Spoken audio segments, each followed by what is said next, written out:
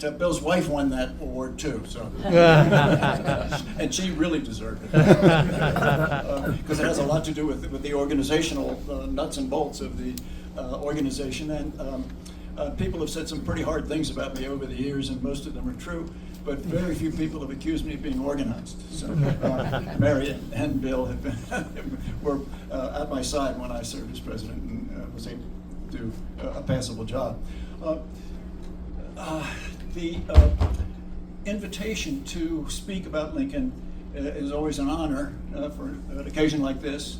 It's a special honor to be invited back. So I'm doubly grateful to the organization for that.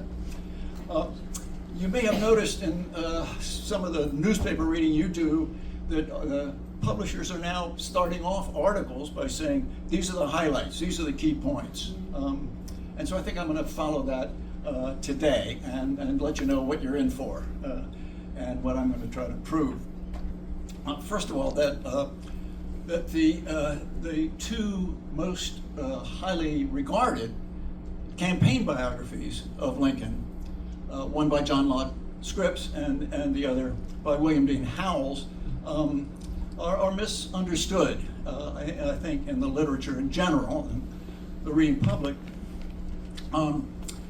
The Howells biography has been lauded as a biography that was authorized by Lincoln, and that Lincoln had gone over it with a fine-tooth comb and made corrections and additions so that it's really authentic.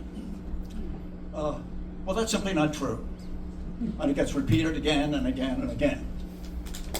And the reason for that is it's not hard to understand, because when the Howells biography was published, one of his friends and fellow lawyers, a guy named Samuel C. Parks, asked Lincoln to take his copy of the published version and read it and make annotations in the margin, correcting any mistakes that were made by the author when he was composing it. And so that, since 1961, that has been available thanks to the University of Indiana Press. So you can see that Lincoln writes in the margin, little corrections here and there. They're almost all pretty insignificant. And so some people have assumed that that book with Lincoln's handwriting in the margin is the manuscript, which is a little hard to understand because it's obviously not a handwritten document. So the value of that has been overemphasized. And by the same token, the biography, the campaign biography that we're looking at today by John Lock Scripps, who of course was one of the editors and managers of the Chicago Tribune, along with Mr. Medill. And Medill, by the way, was Robert McCormick's grandfather. That biography is more valuable than people have realized, because it's been widely assumed that that John Lock Scripps of the Chicago Tribune relied very heavily upon a 4,000-word autobiography that Lincoln wrote for him. That Lincoln had written a short 600-word autobiography for a publisher, and it ran in a Pennsylvania newspaper in February of 60. And then when Lincoln was nominated, John Lock Scripps writes the day after, practically, a long and very trenchant and very telling and illuminating character sketch of Lincoln, partly based on what had appeared in the Pennsylvania newspaper, but also John Lock Scripps knew Lincoln. He was a friend of his. According to his daughter, John Lock Scripps would leave Chicago when the Illinois legislature was in session in Springfield, and he would stay throughout the session of the legislature and visit with Lincoln and his wife. And they became good friends. And in fact, when Lincoln came to Chicago in the what was the last week of May, wasn't it, Mark? Last week of May, 1860, to consult with his vice president and also other Republican leaders, Mrs. Lincoln went shopping with Mrs. John Lock Scripps. They were close. So he had, when he wrote this character sketch, he was relying on his own knowledge, and also on the piece that had been done for the Pennsylvania newspaper. So, and it's been widely assumed that the 4,000-word longer version, that is the Scripps autobiography as it's known, is the main source of information, and that there's a lot of other information in the 16,000-word campaign biography that John Lock Scripps published. And it's been assumed that a lot of what is included in that 16,000-word campaign biography is the basic stuff that was written out by Lincoln, and then a lot of embellishment on the part of John Lock Scripps. He sort of made things up as he went along, and it was a little fanciful, and therefore it isn't as highly regarded as it should be. Now, why do I say that? Well, I'm embarrassed to say this, but I've discovered something new that was actually published in 1900. was republished in 1924. It was a version of her father's campaign biography by Grace, his daughter, John Lock Scripps' daughter, Grace Dice, I think is. Do you know how she pronounced her name? No. Anyhow, so she published a version of the campaign biography, which was very rare. It was very hard to find one. They were ephemeral. They were pamphlets, and they were throwaways in effect. But she revived it, published it, and in the course of which she reproduced a letter that was written by her father, John Lock Scripps, to William Herndon shortly after the assassination. And you all probably know that one of the most important developments in Lincoln scholarship in the past generation has been the publication of Herndon's Informants, an 800-page pamphlet, well, by my standards, pamphlet, which is an exceedingly valuable source of information, because Herndon went out and interviewed and corresponded with scores and scores of people who had known Lincoln. And it was really the first oral history project undertaken by an American by somebody who was in effect an American historian, and of course Lincoln's law partner. And among those hundreds of documents that were published in a meticulously edited, heavily annotated, brilliantly indexed book, Herndon's Informants, there are several letters written to Herndon by John Lock Scripps. But one of them was not. It was published by his daughter, as I say, in 1900, again in 1924, but somehow it eluded the attention of Doug Wilson and Rod Davis, who are extremely important editors of that magnificent collection, Herndon's Informants.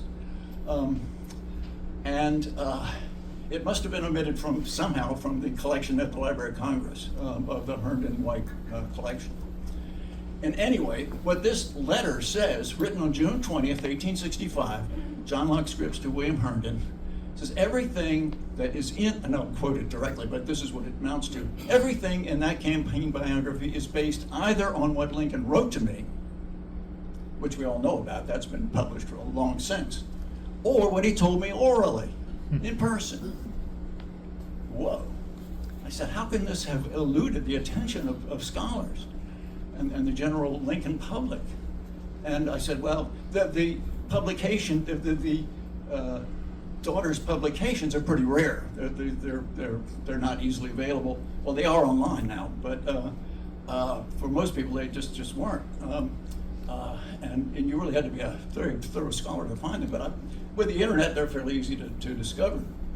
And so the gist of my presentation is that this campaign biography of Lincoln by John Lock Scripps is Lincoln's virtual autobiography, not just the 4,000 words that he wrote for Scripps, but the 16,000 words that Scripps wrote based on what Lincoln wrote him and what Lincoln told him.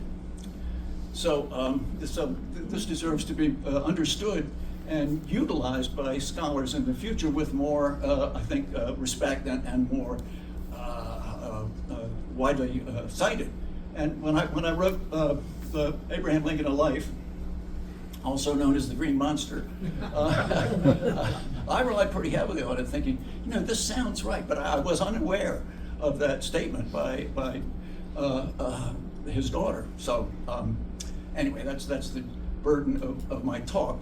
And our next speaker is, wait a minute. So I'm not going to read my whole paper here, but partly because I can't see it. Get some more light. But I don't want to poach on my colleagues' time.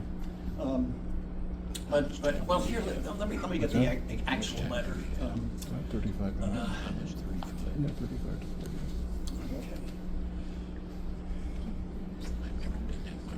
Okay. I thought about doing this as we were sitting here, so Yeah. I didn't. That is approaching the subject this way. Do we need to get more light on?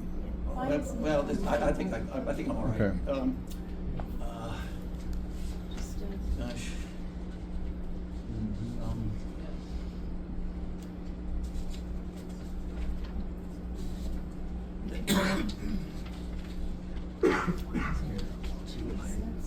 Well, Looks like that one light should be. well, It's not. okay, but it'll show up as I go along. But I apologize when I think I'll put my finger on it right away. But to take my word for it, that's what he says.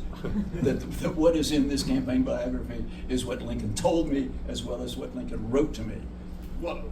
That leapt off the page to me when I first encountered it.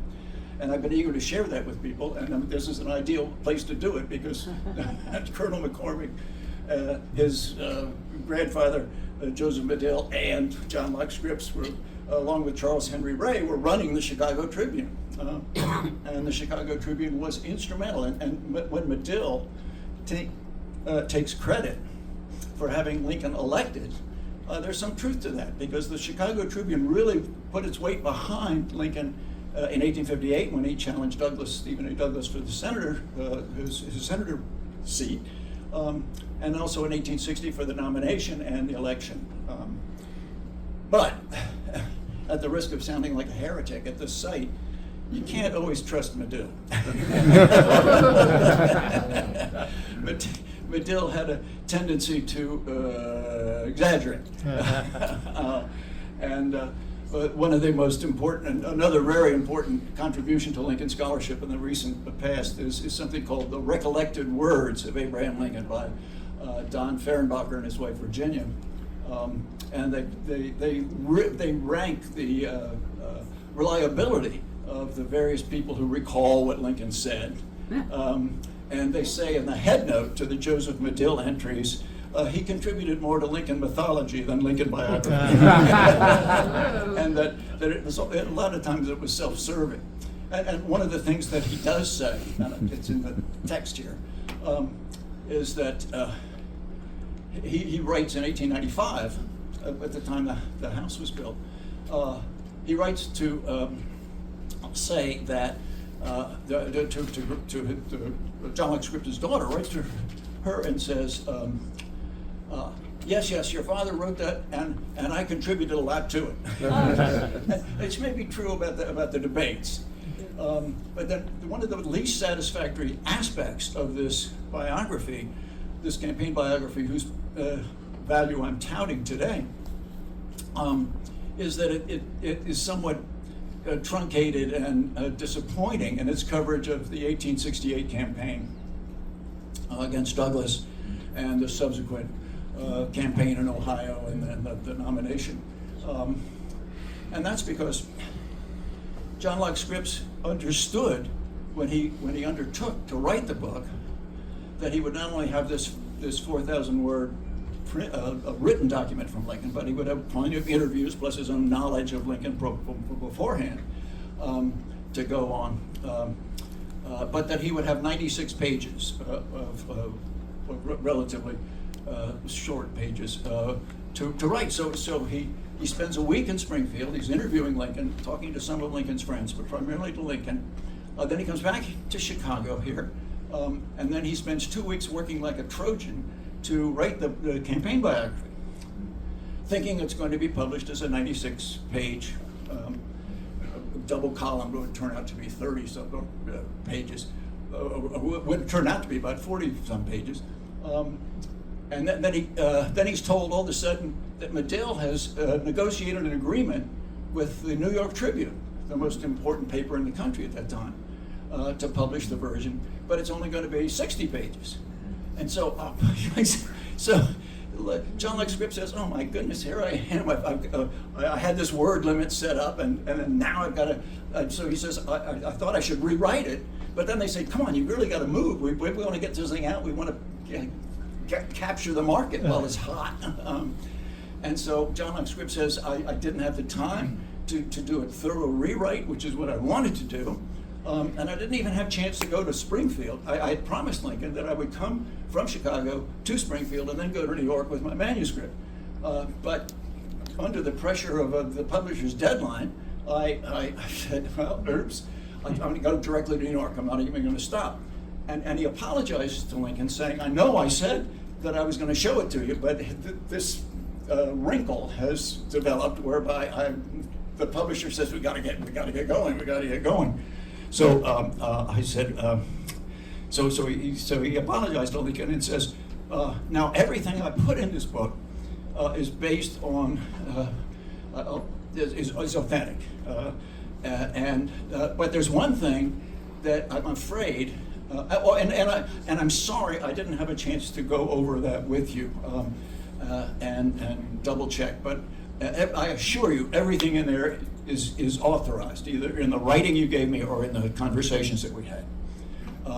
But there is one aspect of the book where I made a mistake, and I want you to correct it.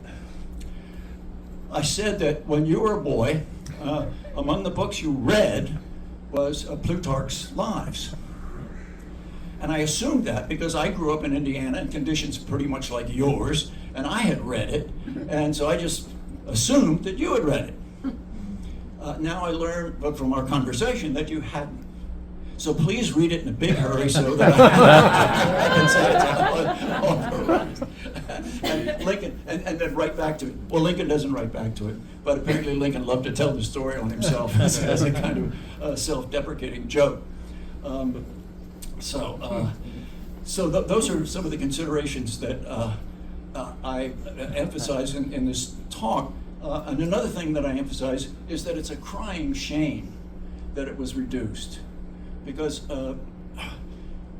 John Lock Scripps writes to Herndon, and he says, because I didn't have the chance to go over the manuscript with Lincoln, I omitted some things, which I'm pretty sure are true, but I wasn't 100% sure were true. And so it would have been a much richer and fuller book if that hadn't been for the publisher's pressure and the rush to get it printed. And he says, when I got to New York, and I was told, even there I had more cutting to do, most of the book had been set. And so the cutting that really had to be done was in the period from 1858 to 1860. And he apologizes to Lincoln and says, I know that is truncated and botched, and I apologize, but it was because of the pressure of the publisher to get the book out as quickly as possible. But I think you'll find nothing in there which wasn't authorized by you aside from the Plutarch's Lives story. And Lincoln doesn't write back. So we presume that was tacit acknowledgement that this was, for all intents and purposes, his autobiography. Now, getting back to the William Dean Howells biography, Howells, by the way, goes on to become one of the major literary figures in American history in the late 19th and early 20th century. The Rise of Silas Lapham and other very important novels. He was the editor of Atlantic Monthly and was really a literary giant who published 100 novels, I think it was, and poems. He was a remarkable guy. But he, interestingly enough, he didn't go to Springfield. He was a 23-year-old young man working for the Columbus Ohio newspaper, And so he thought it was inconvenient to schlep from Columbus to Springfield, and so he hired a young law student, a guy named James Quay Howard. Said, Howard, go interview Lincoln and some people that knew him.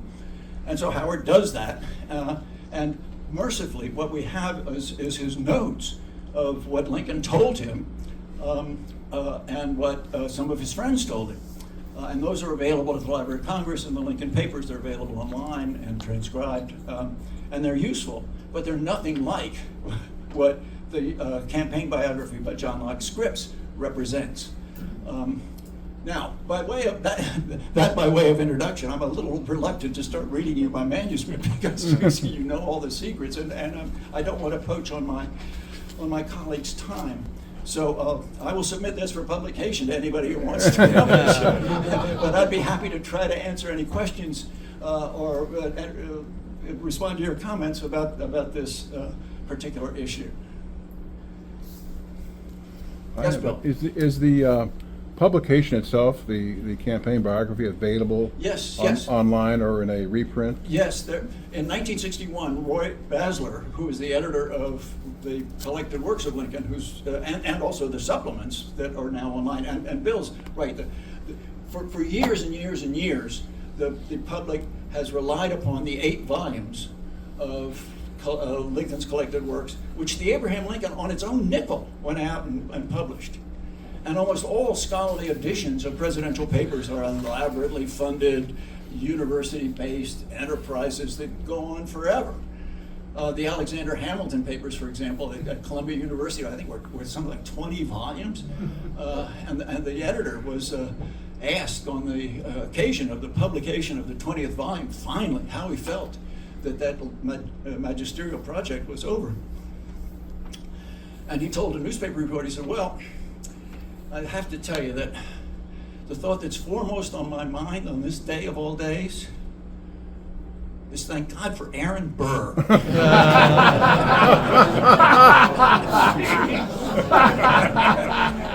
I hasten to add that I do not feel that way about John Wilkes Booth.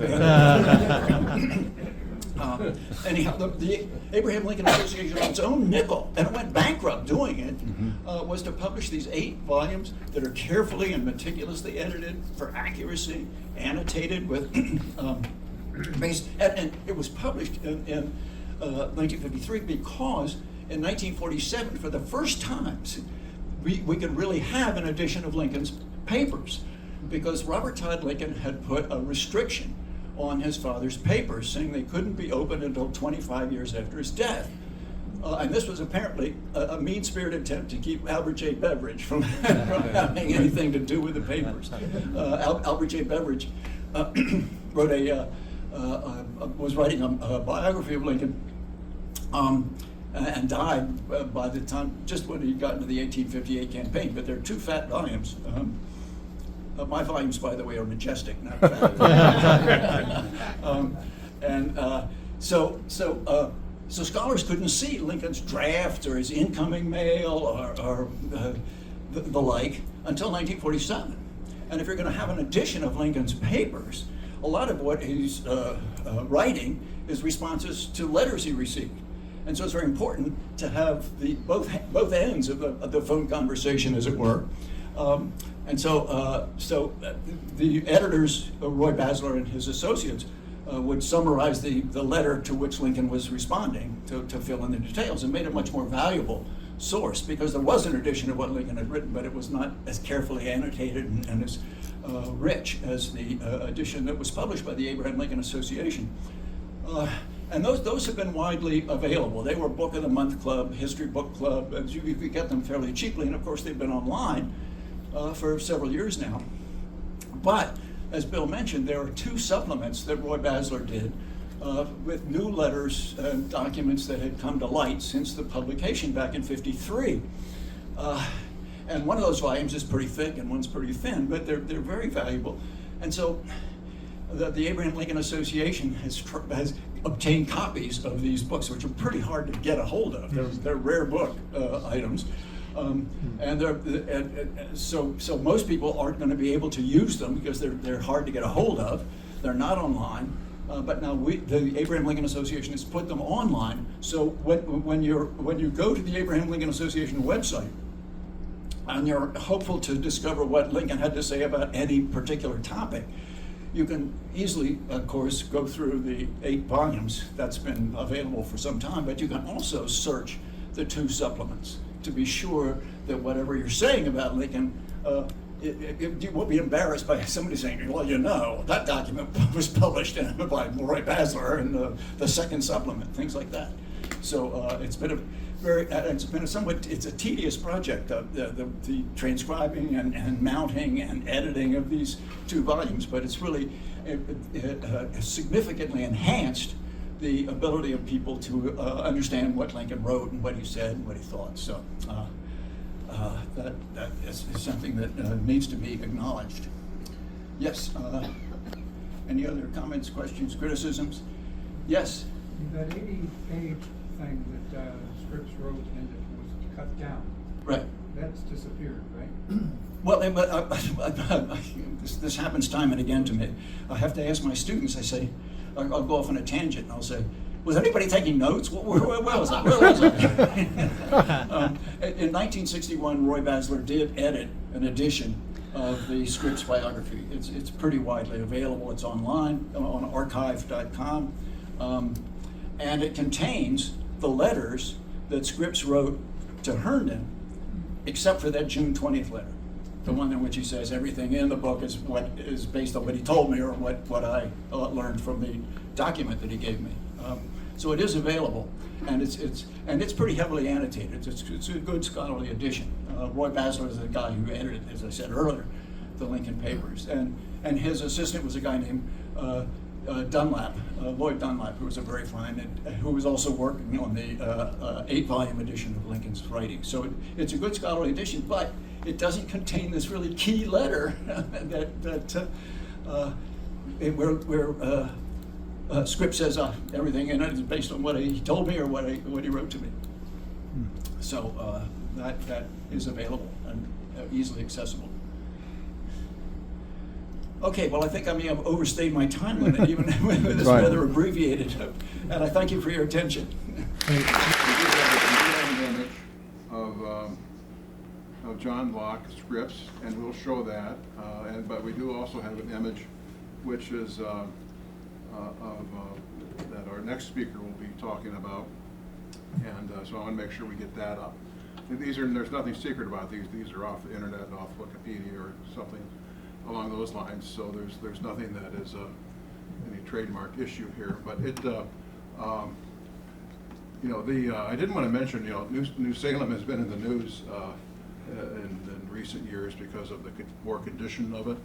And the good news is that the budget that Governor Pritzker signed recently has $8 million capital money to help restore New Salem, which is a very important thing. It's a start, certainly not a finish.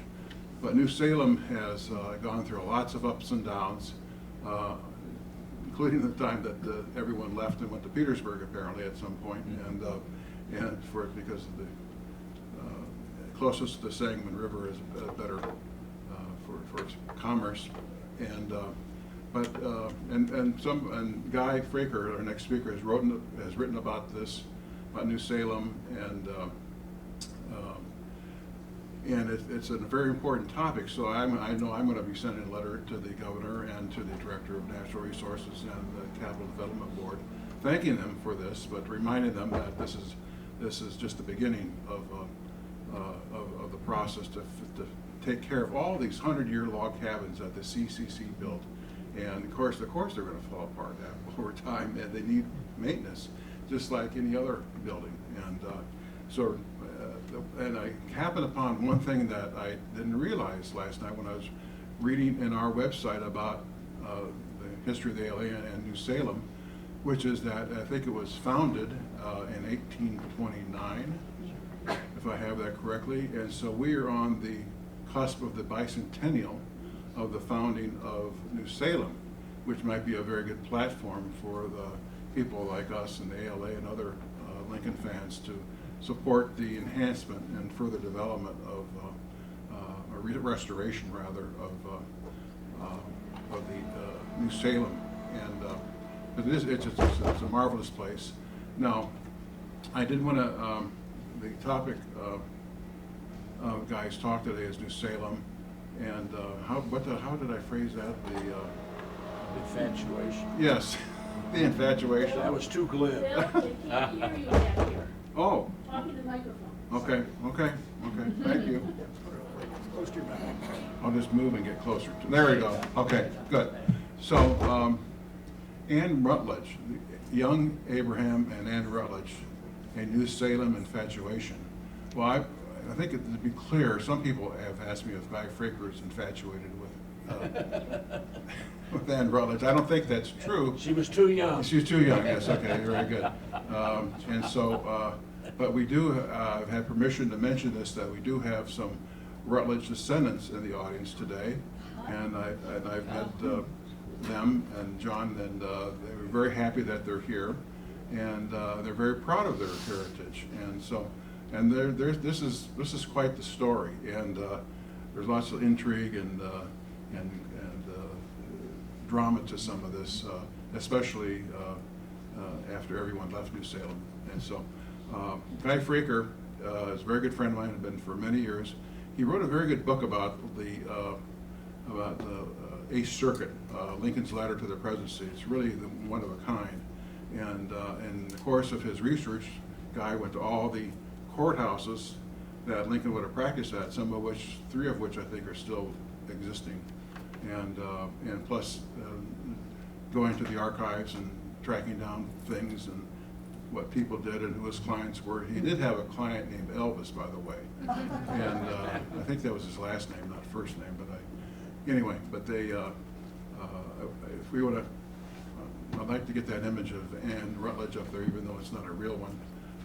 It's based on what people thought she looked like, and remembered based on reminiscence about what she looked like, the color of her hair, and how tall and thin she was. So we'll try to get that up for you.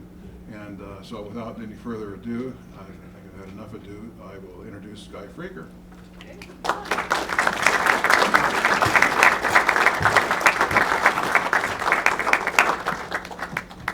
He's leaping to my feet. Sorry, Brian, I was just gonna see if I could get that. I'm not seeing it up there. Do you have it in Spanish? Scott, it's on the desktop. If you go to the desktop, it's there. Yeah, just escape and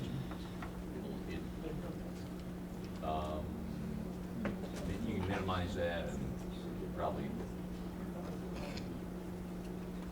minimize. There it is. Anne Rutledge.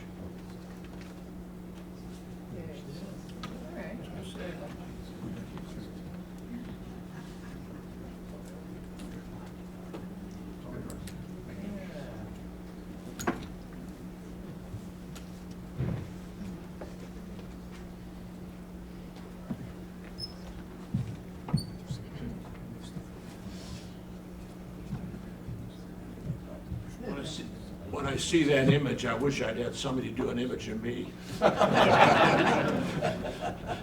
There's no hyperbole there at all.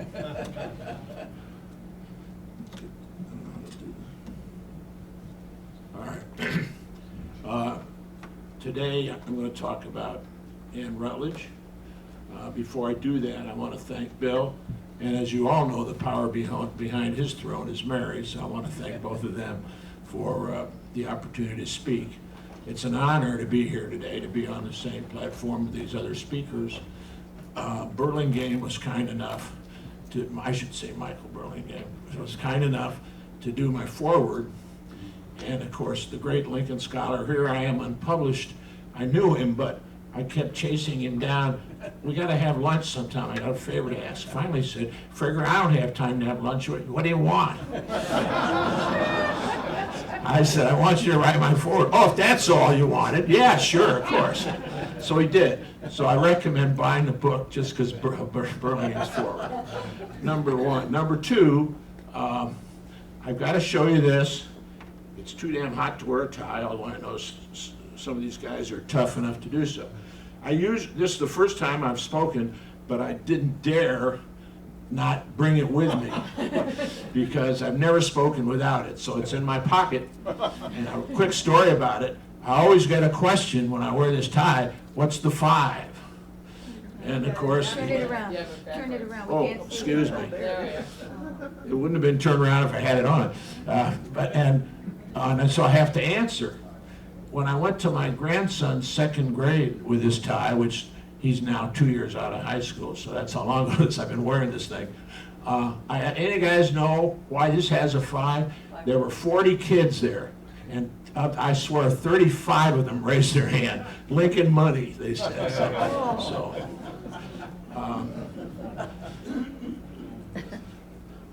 and Bill mentioned this, but I want to be a little more direct about it. New Salem is rotting away. And part of the problem, of course, is if you take Old Williamsburg, these beautiful brick buildings, they last, but log cabins don't. So it's in substantial need, and the $8 million that has been, I've been at this, we started out with that $2 million about 5 or 6 years ago, which was never funded.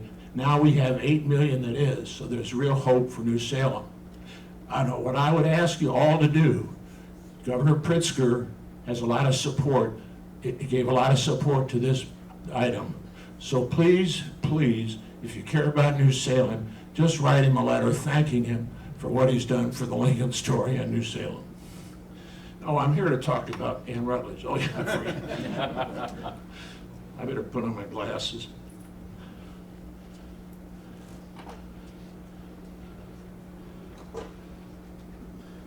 Most people use a podium for their speech. I use it to lean on. I'm going to give you a little idea of what's coming as well. I've got this story there's 3 parts of my talk. And I'm going to have to skim through it, of course, because of the time. I gave this at the Moore Mansion to over 80 people about a month ago, and they gave me an hour. So I'm taking my hour talk and bringing it down. There's 3 parts of this. The story that I'm going to tell you, the historians who supported it for years, the skeptics that came along and tried to destroy it. I think, actually, I question their motives, which is not fair to them, but I'll do that anyway. And finally, the restoration by many scholars of the story, including this Michael Burlingame guy, who I looked up and is in the Green Monster, well named. I remember once he said, "I don't care if you read it, just buy it." But it's an incredible work, obviously, and is the book to go to for anything Lincoln. But he says that he spends 3 pages on the Ann Rutledge relationship, so that's good enough for me. And then I have other evidence of scholars since my beloved U of I history department set out to destroy the Rutledge story. Real quick, Lincoln, as you know, started in southern Indiana. While he was there, he had a float trip to New Orleans down the Ohio River in a flatboat. He was engaged by a guy named Offutt to take another load down to New Orleans.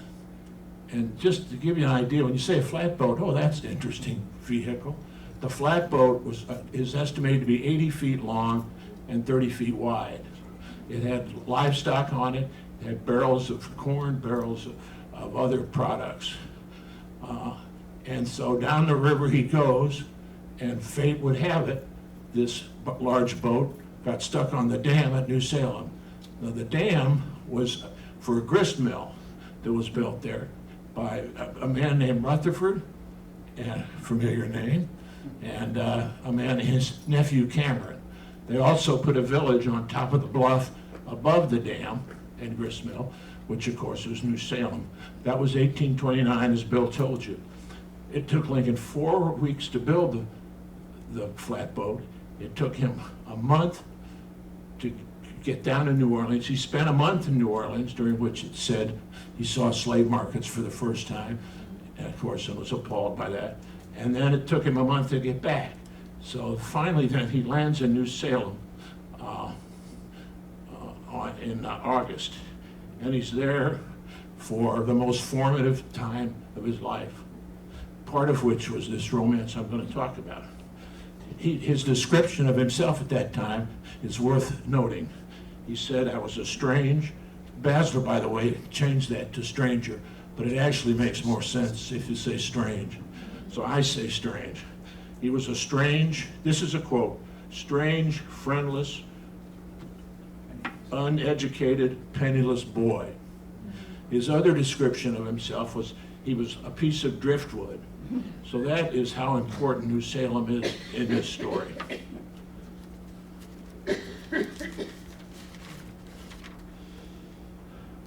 It has a mystic quality. I love to use that phrase because it's true. This place was founded in 29. Lincoln arrives in 31. He left in 36 to go to Springfield. It disappeared within 2 years. So it was like it was there for one purpose only. And the other quality that's so amazing about it is the people that live there. Each of them seem to have a role. If some divine force, fate, whatever you want to call it, had typecast the people of New Salem to put Lincoln, to have him become the intellectual giant that he was, of course, innately brilliant man. Don't ever, ever, ever underestimate the brilliance of Abraham Lincoln. That was one of the gifts that he brought to his life and to us. And there are a number of people there, I don't have time to mention them, that helped him. He learned the literature there, and apparently not Plutarch. But then he also, James Rutledge, the tavern keeper, had a library. He studied some of his books, read some of his books, but he boarded there. You remember, boarding means feeding, not staying there. And he had no home. He had a couple of stores. He slept in his stores. Lord knows where he spent a lot of his time in New Salem. But then this was a total surprise to me after my first visit, by the way, to New Salem was in 48. And that my great aunt from Athens, Illinois, took me to that. 1948? And that was I either curse her or thank her, because that's when I became enamored with Lincoln. I guess I better go to page 2. I think I have one.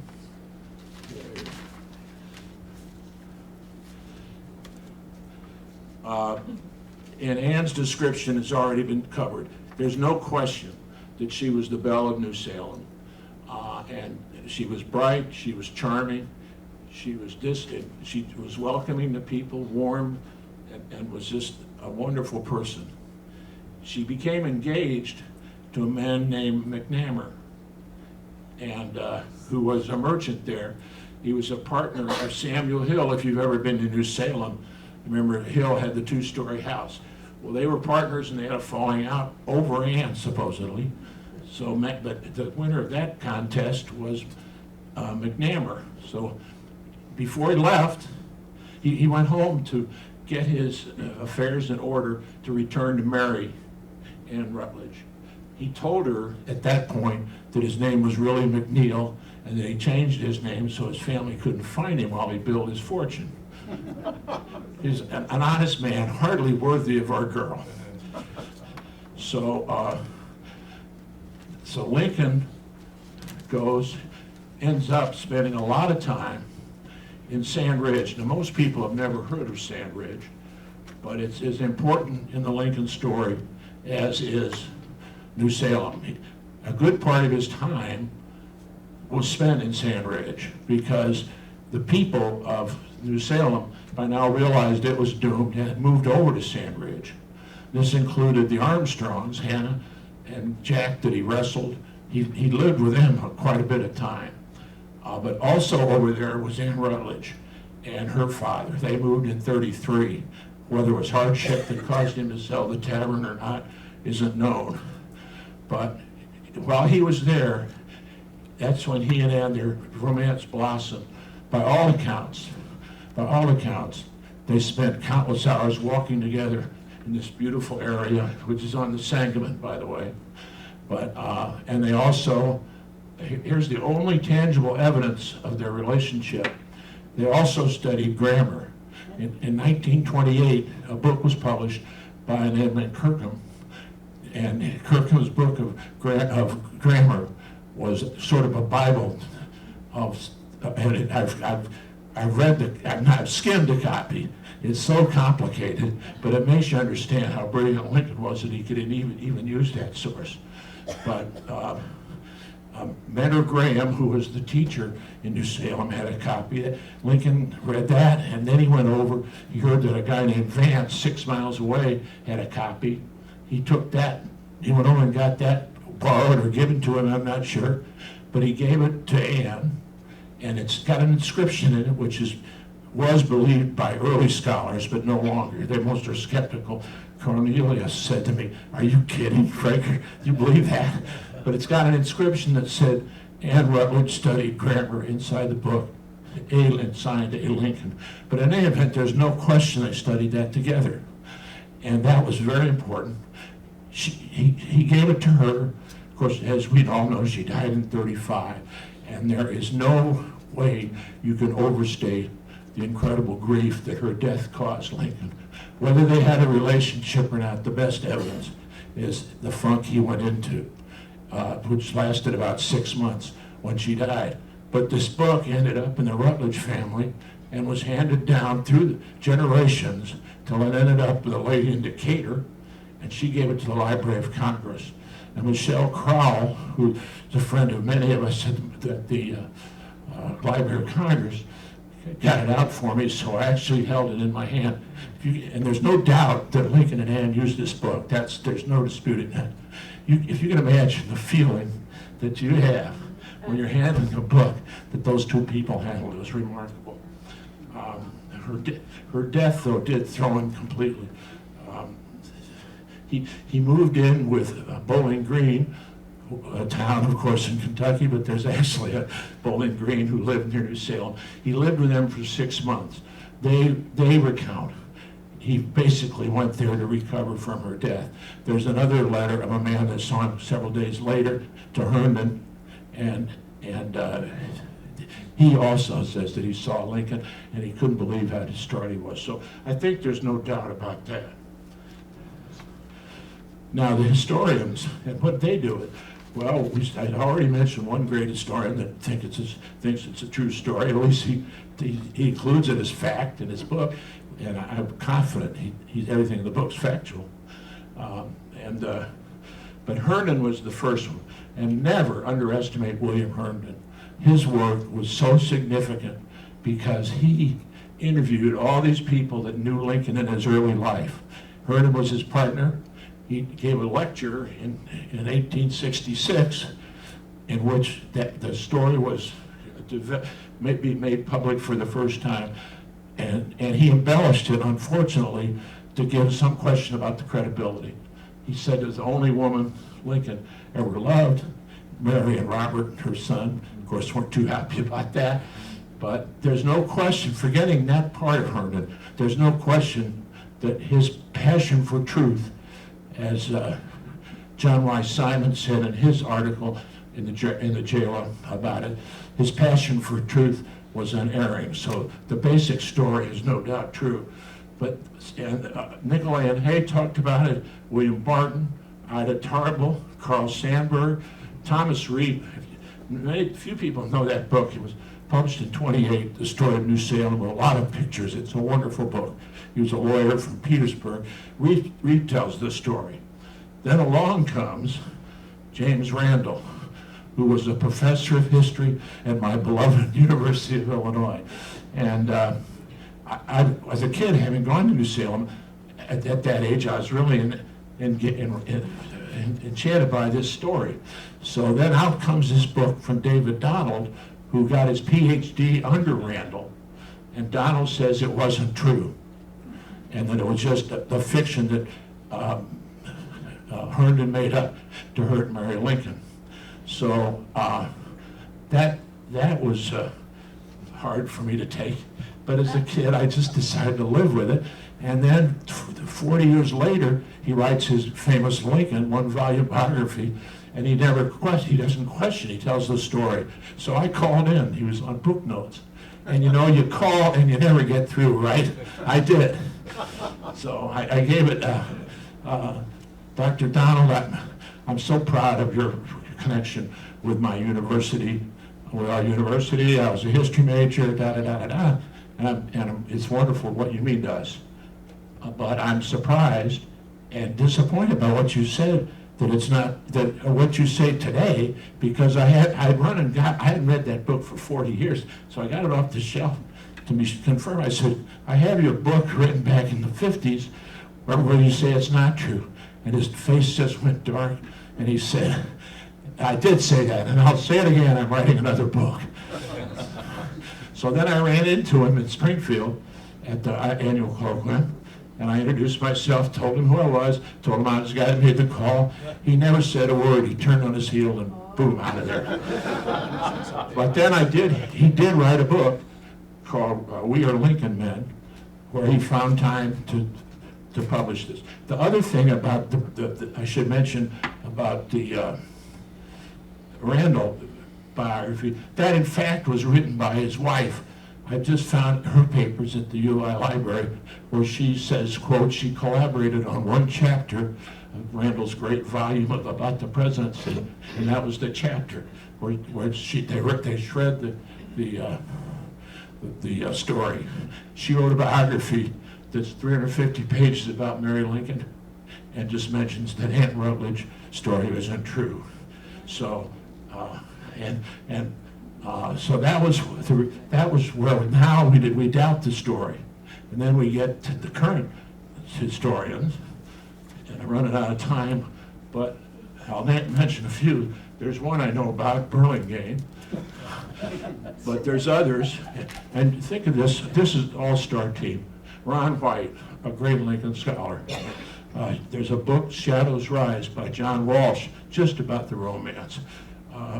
John Meacham's book mentions it. And I mentioned already Simon. But the most persuasive evidence, and his name has come up, and I'm glad Michael mentioned this piece of scholarship, with the exception of his book, which of course is the biography, the end-all biographies, the greatest piece of Lincoln scholarship in many, many years is Hernan's Informants, where Doug Wilson at Galesburg at Knox and his associate editor went through all the sources of Hernan's, and you can imagine how tedious that would be. These are letters, these are his interview notes, and here's his. Then Wilson wrote a book called Honor's Voice. This is part of his work for his ultimate biography. Honor's Voice, he spent 10 pages. That was published in '99. And then in, let's see, what year was this? Well, it doesn't matter. He had another book called Lincoln Before Washington. And he made a scorecard of the New Salem interviews. And I just write this down. He interviewed 24 people from New Salem asking about the relationship. The first question was, were they in love, and did he court her? And there were 22 yeses, 2 nos, and 2 no opinion. Was he totally destroyed by her? His question was briefer than this. Was his grief 17 yes, 7 no opinion, no nos? Then did he have an understanding of marriage? That's the most controversial. And real quick, the story is that she wanted to go to Illinois College, where there's not Illinois College, it was for men. There were 4 guys from New Salem that went there, but there was a women's school in Jacksonville also. She was to go there for a year. Lincoln would get his law practice on his feet, then they would get married. But tragically, she died in 35. So that's the reason that they never got that far. So to close, I just want to say, add that my conclusion, and I'm not embarrassed to tell you this when I just told you the guys that believe it, my conclusion that it is a true story. This sounds like lawyer talk, but it's far more likely that it's true than that it's not. And we will never know for sure because we can't ask either of them. And if you believe the story, then the importance of the story, this tragedy that happened to him, already tended toward depression, this tragedy that happened to would have stayed with him his entire life. Would it mean that he couldn't have loved his wife? No, but it certainly would still be always be part of it. And finally, here's, I think this is Burlingame, maybe too, but I agree. I came up with this thought before I read Michael's saying so. If he had married, if she hadn't died, he probably would have married Anne Rutledge and would never have gone farther than to be at best a local lawyer, maybe a farmer in Menard County, and we would be two countries today. Thank you. Wow.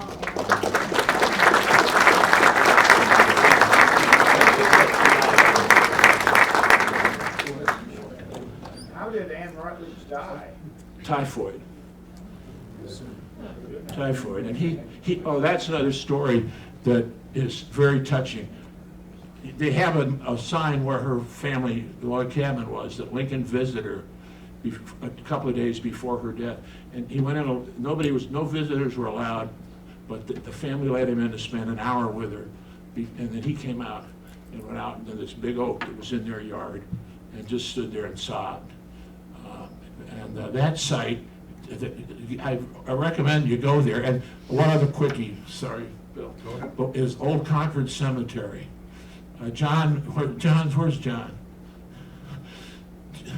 John is, true to his heritage, has honored Old Concord Cemetery. She was buried at Old Concord Cemetery. The promoter of the Springfield Cemetery in 1890 had her, part of her, if you can imagine, this is the grossest thing of all, to remove some of her remains into the grave that has the Edgar Lee Masters poem on it, because it would promote his cemetery.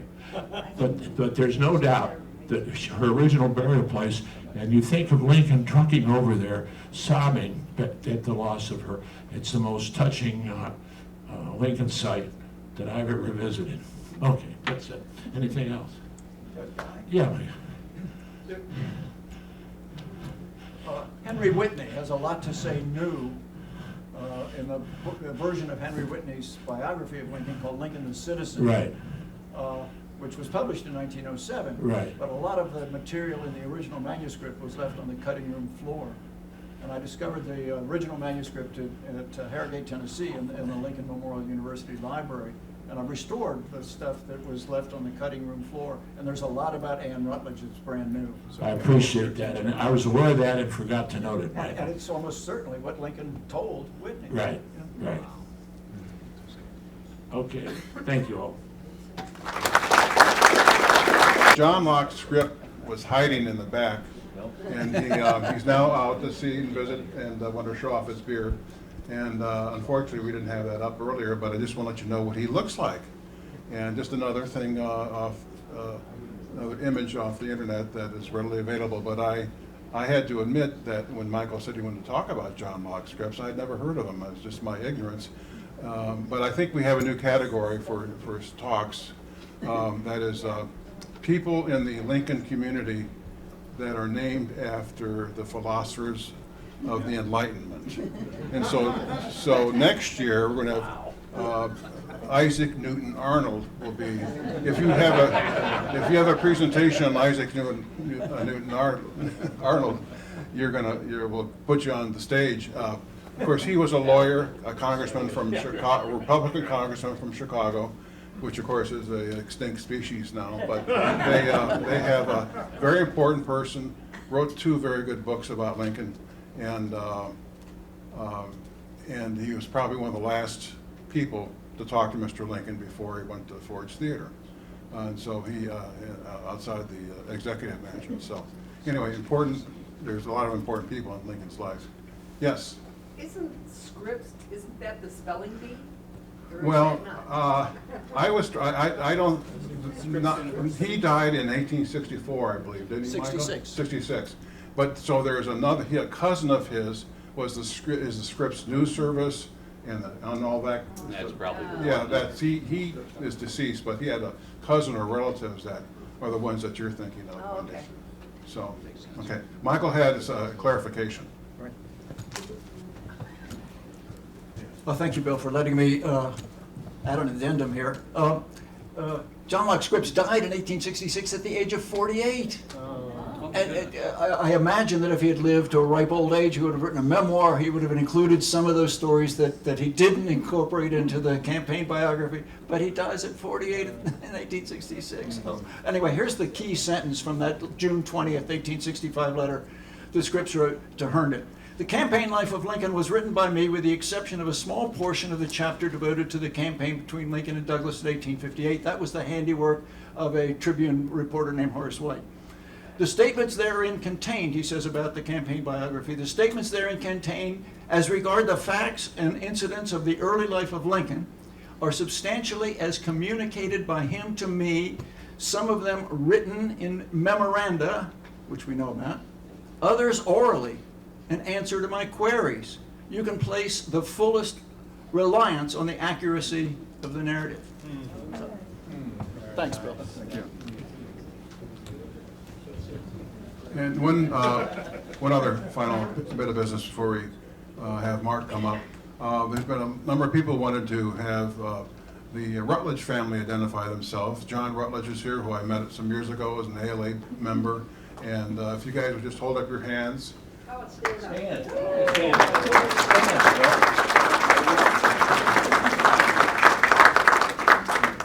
Can't see it. Stand. Okay, would you mind standing for a moment or two?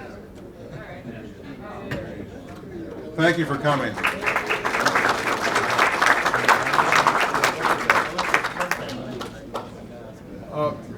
Guy, let me add one thing to Guy's presentation. He made an allusion to this, but he's running out of time.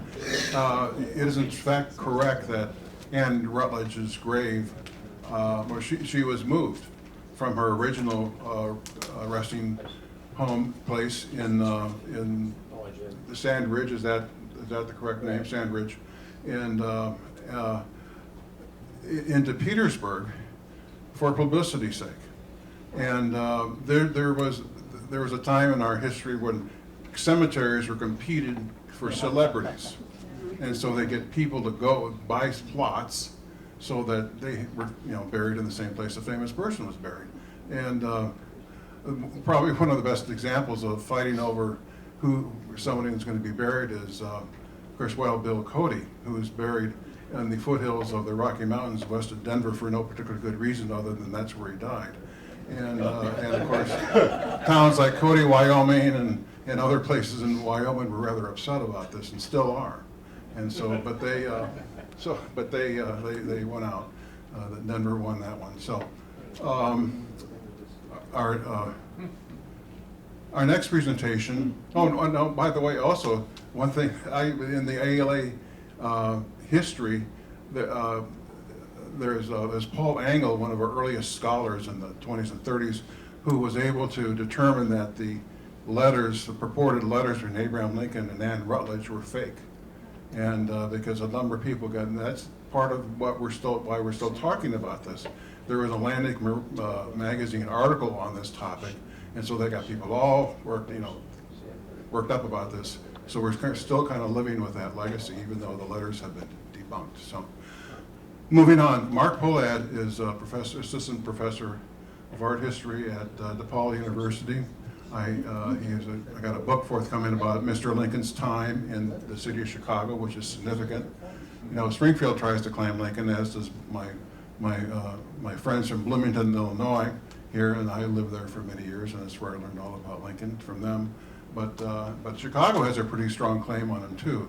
And this specific aspect of Mr. Lincoln is the funeral of Abraham Lincoln in Chicago. So, Mark? Thank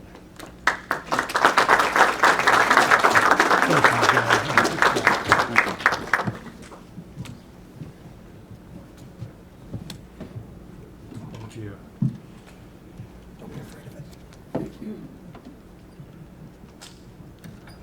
Okay, well, very good to see you. Thank you for coming out.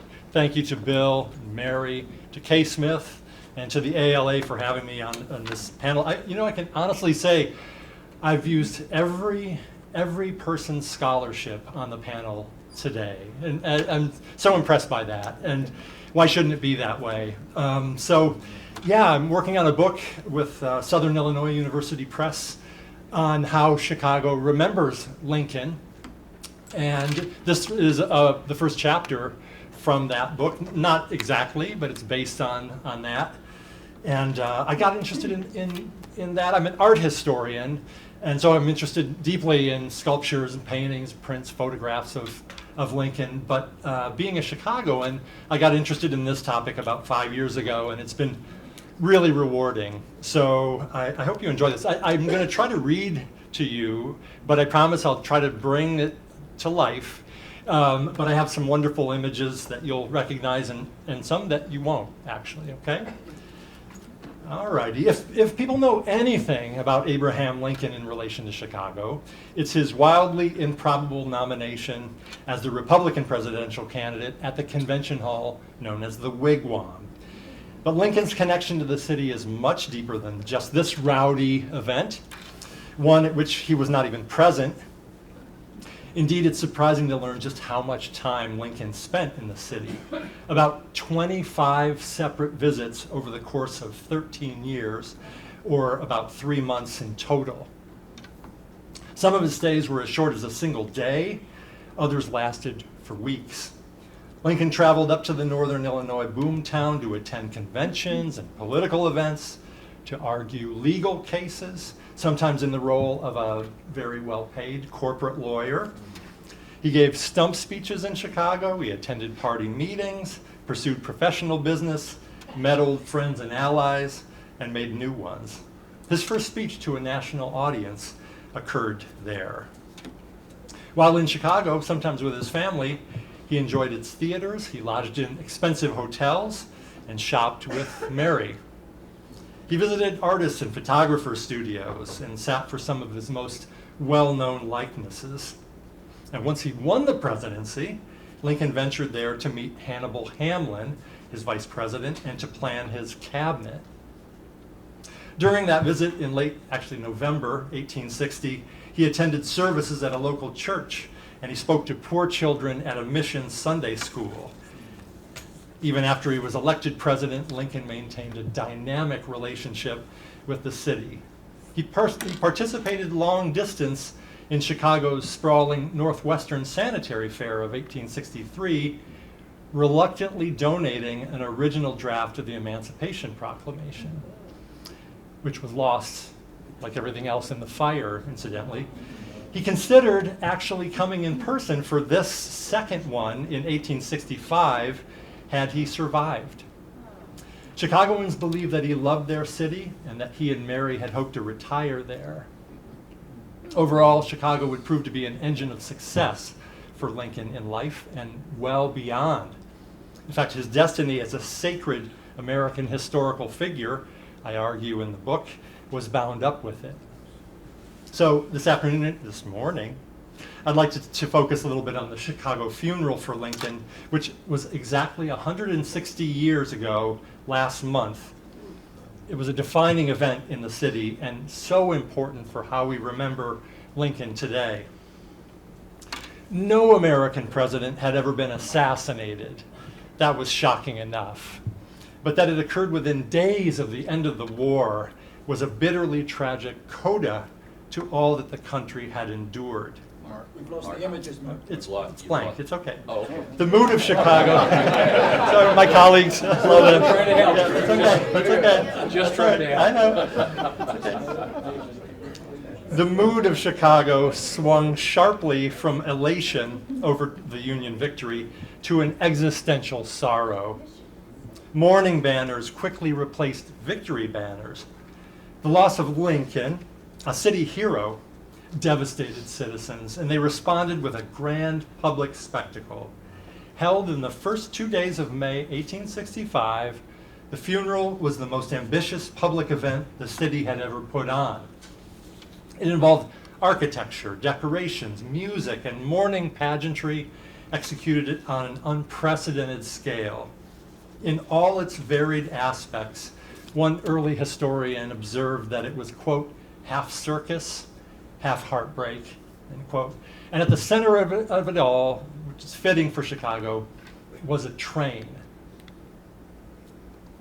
The funeral train's cross-country route made the identical stops traveling back to Springfield, where he was going to be buried, that the Lincolns had taken in going to Washington. But the exception was Chicago, the only major city to be added to the return itinerary. So read right to left, traveling west from Indianapolis, the train took a sharp northern turn more than 170 miles out of its way to reach the border town of Michigan City, Indiana. There, Chicagoans entrained to accompany the martyr president into Illinois and into their city. Now, as you can see, it would have been much shorter and more direct for the funeral train to simply travel due west from Indianapolis back to Springfield. Within hours of the president's death, plans were taking shape in Washington for a nationwide funeral, and Chicagoans were involved in the effort to include their city from the very start. Like former Congressman and old Lincoln friend Isaac Arnold. But Chicago had an even more direct connection to Lincoln's death, in fact, to the assassination itself. Henry Riggs Rathbun, son of Clara Harris and Major Henry Rathbun, the couple who had accompanied the Lincolns to Ford's Theater that fateful night, began practicing law in Chicago in 1895.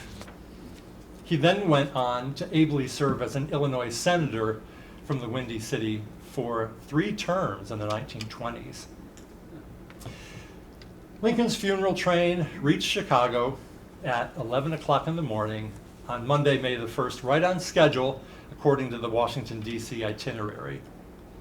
At the then new Soldiers' Home, which still exists, it's actually one of the only buildings in Chicago that survives from the Lincoln era.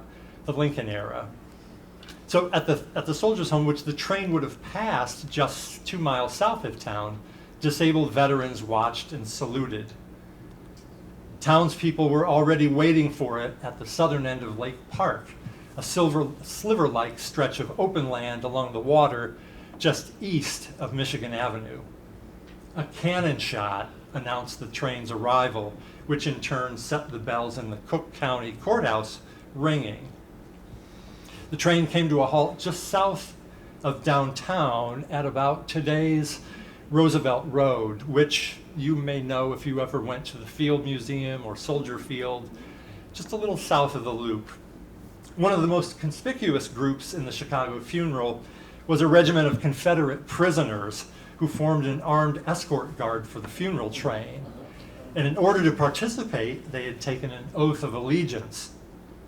The opulent train car itself was originally made to be a presidential vehicle, a kind of Air Force One, but was hastily adapted to carry a coffin after the assassination. It had been designed the previous year by George Pullman, the same George Pullman who had in 1861 lifted the Lincoln-friendly Tremont Hotel to facilitate a city sewer system. Later, he'd be Robert Lincoln's boss at the Pullman Palace Car Company in Chicago before Robert himself became president. In the 1860s, Michigan Avenue, if you can believe this, was still residential and lined with large houses. Now they were draped expensively with funeral decorations. Newspapers described individual adorned residents, confident that their readers could recognize references to specific homes and families. Indeed, the decorating of buildings was, as it was in all other funeral cities, a significant expression of Chicago's response to the assassination. Thousands of dollars, millions today, were spent on draping, crepe banners, sculpted busts, and decorations of all kinds. But not only Chicago homes, nearly every downtown business bore a measure of funeral trimming too. It seemed every surface of the city, including the mourners themselves, of course, was covered in black. Policemen wore black gloves, and children wrapped ribbons around their hats, waists, and necks. No city had been so black, wrote one early Chicago historian. Even the weather that day followed suit. It started out dismally wet and gray, but as the funeral train pulled up, the sun shone brilliantly. Naturally, many people read an otherworldly significance in that. And it recalled, of course, the second inaugural, during which the sun emerged when Lincoln began speaking. But literally, the reality on the ground wasn't spiritual at all.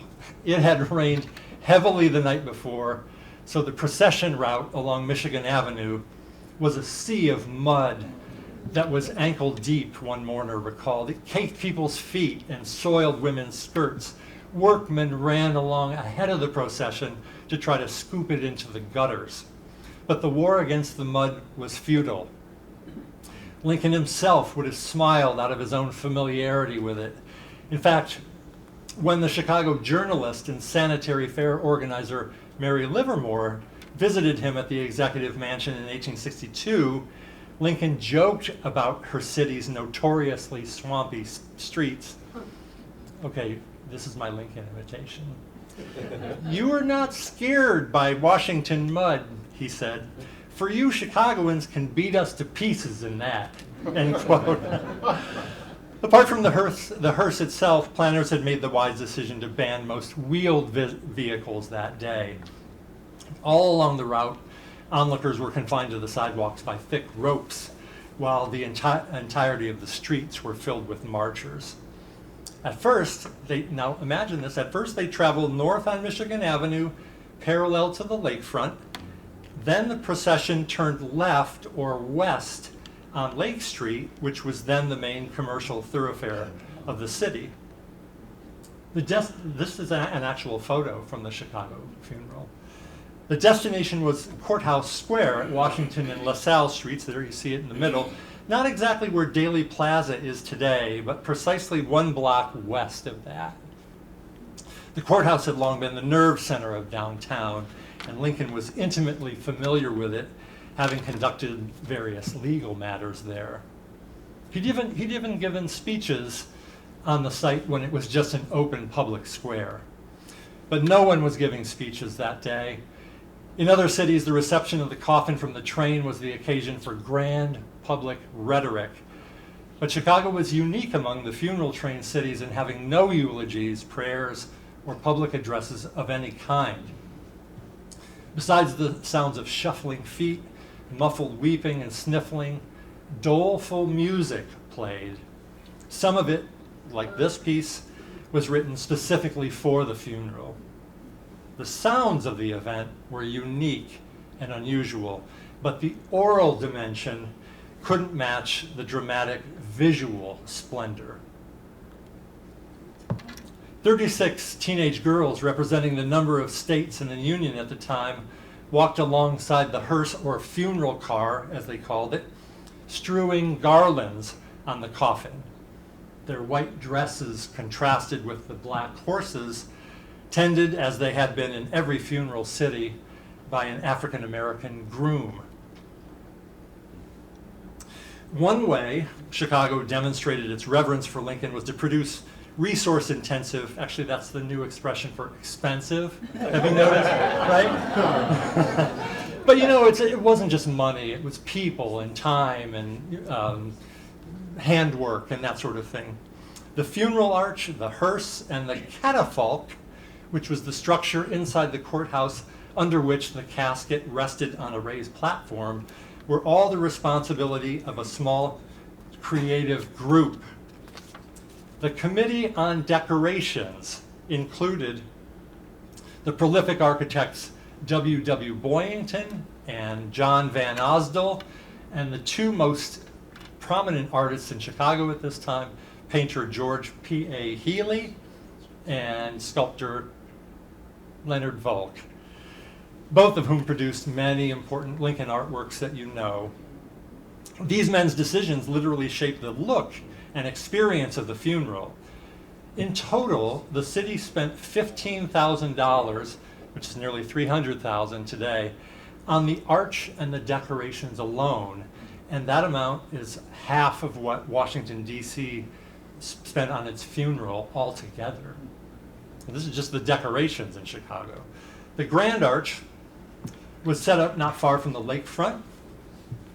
It functioned as the formal entry point of the deceased president's remains into the city and the assembly area for the procession. I'm really interested in this print because I don't know if you can see, but it's at the bottom here. It says, from a photograph by Altshuler. Samuel M. Altshuler was a photographer in Chicago and downstate Illinois. The way illustrated magazines made images like this, they would work from a photograph. Somebody would have to make a hand copy of the photograph. Another person would have to cut that into a block of wood, and then it could be printed. But we don't have this photograph. It doesn't exist anymore. So the prints, ironically, are the only evidence of these photographs that were taken at the funeral.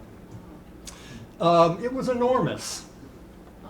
The arch, 24 feet wide and 30 feet high, designed by the architect Boyington.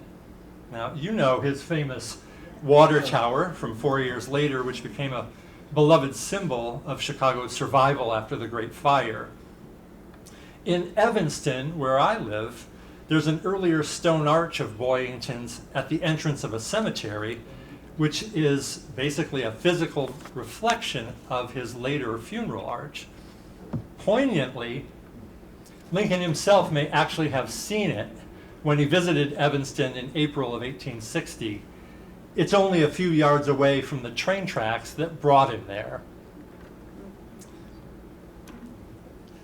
Plane. The sheer diversity of the funeral attendees was remarkable, even for Chicago. The Lincoln adoring Tribune described it thus: the composition of the mourners embraced all nationalities, all creeds, all sects, Protestant, Catholic, Hebrew, all moving side by side. This is the Tribune reporting. Hollandish and Belgian, English and Scotch, Irish and Welsh, French and Norwegian, Danish and Spanish, almost countless in numbers. End quote. These claims were not, it should be noted, expressions of civic pride for the city's ethnic diversity. Rather, they were meant to demonstrate the scope of Chicago's love and grief for Lincoln, now uniting its inhabitants. And also among the mourners were scores of Civil War veterans and even some from the War of 1812. One elderly marcher had even taken part in George Washington's funeral procession.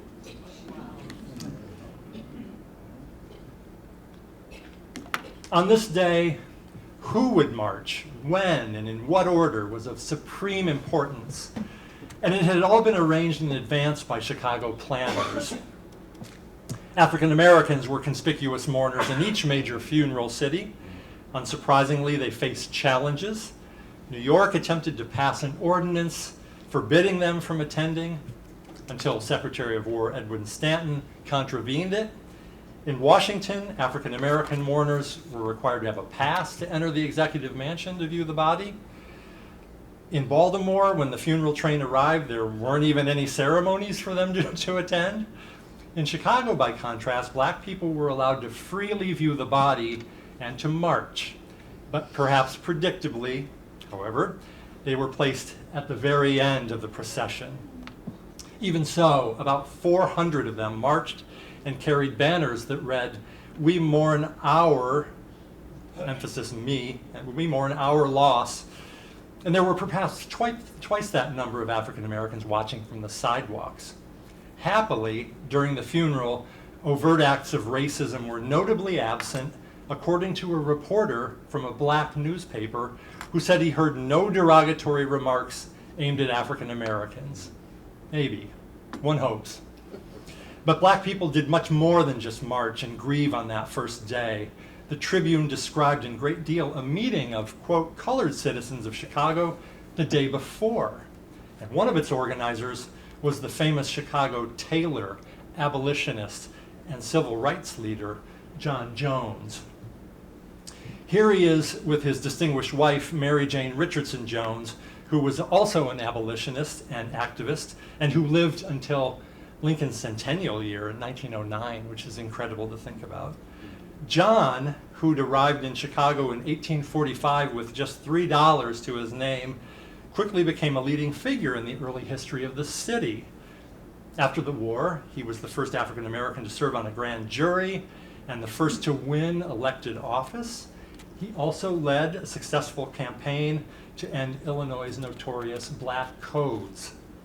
Even more impressive, Jones had also been a station master on the Underground Railroad, counting Frederick Douglass and Chicagoan Allan Pinkerton as friends, and John Brown as an acquaintance.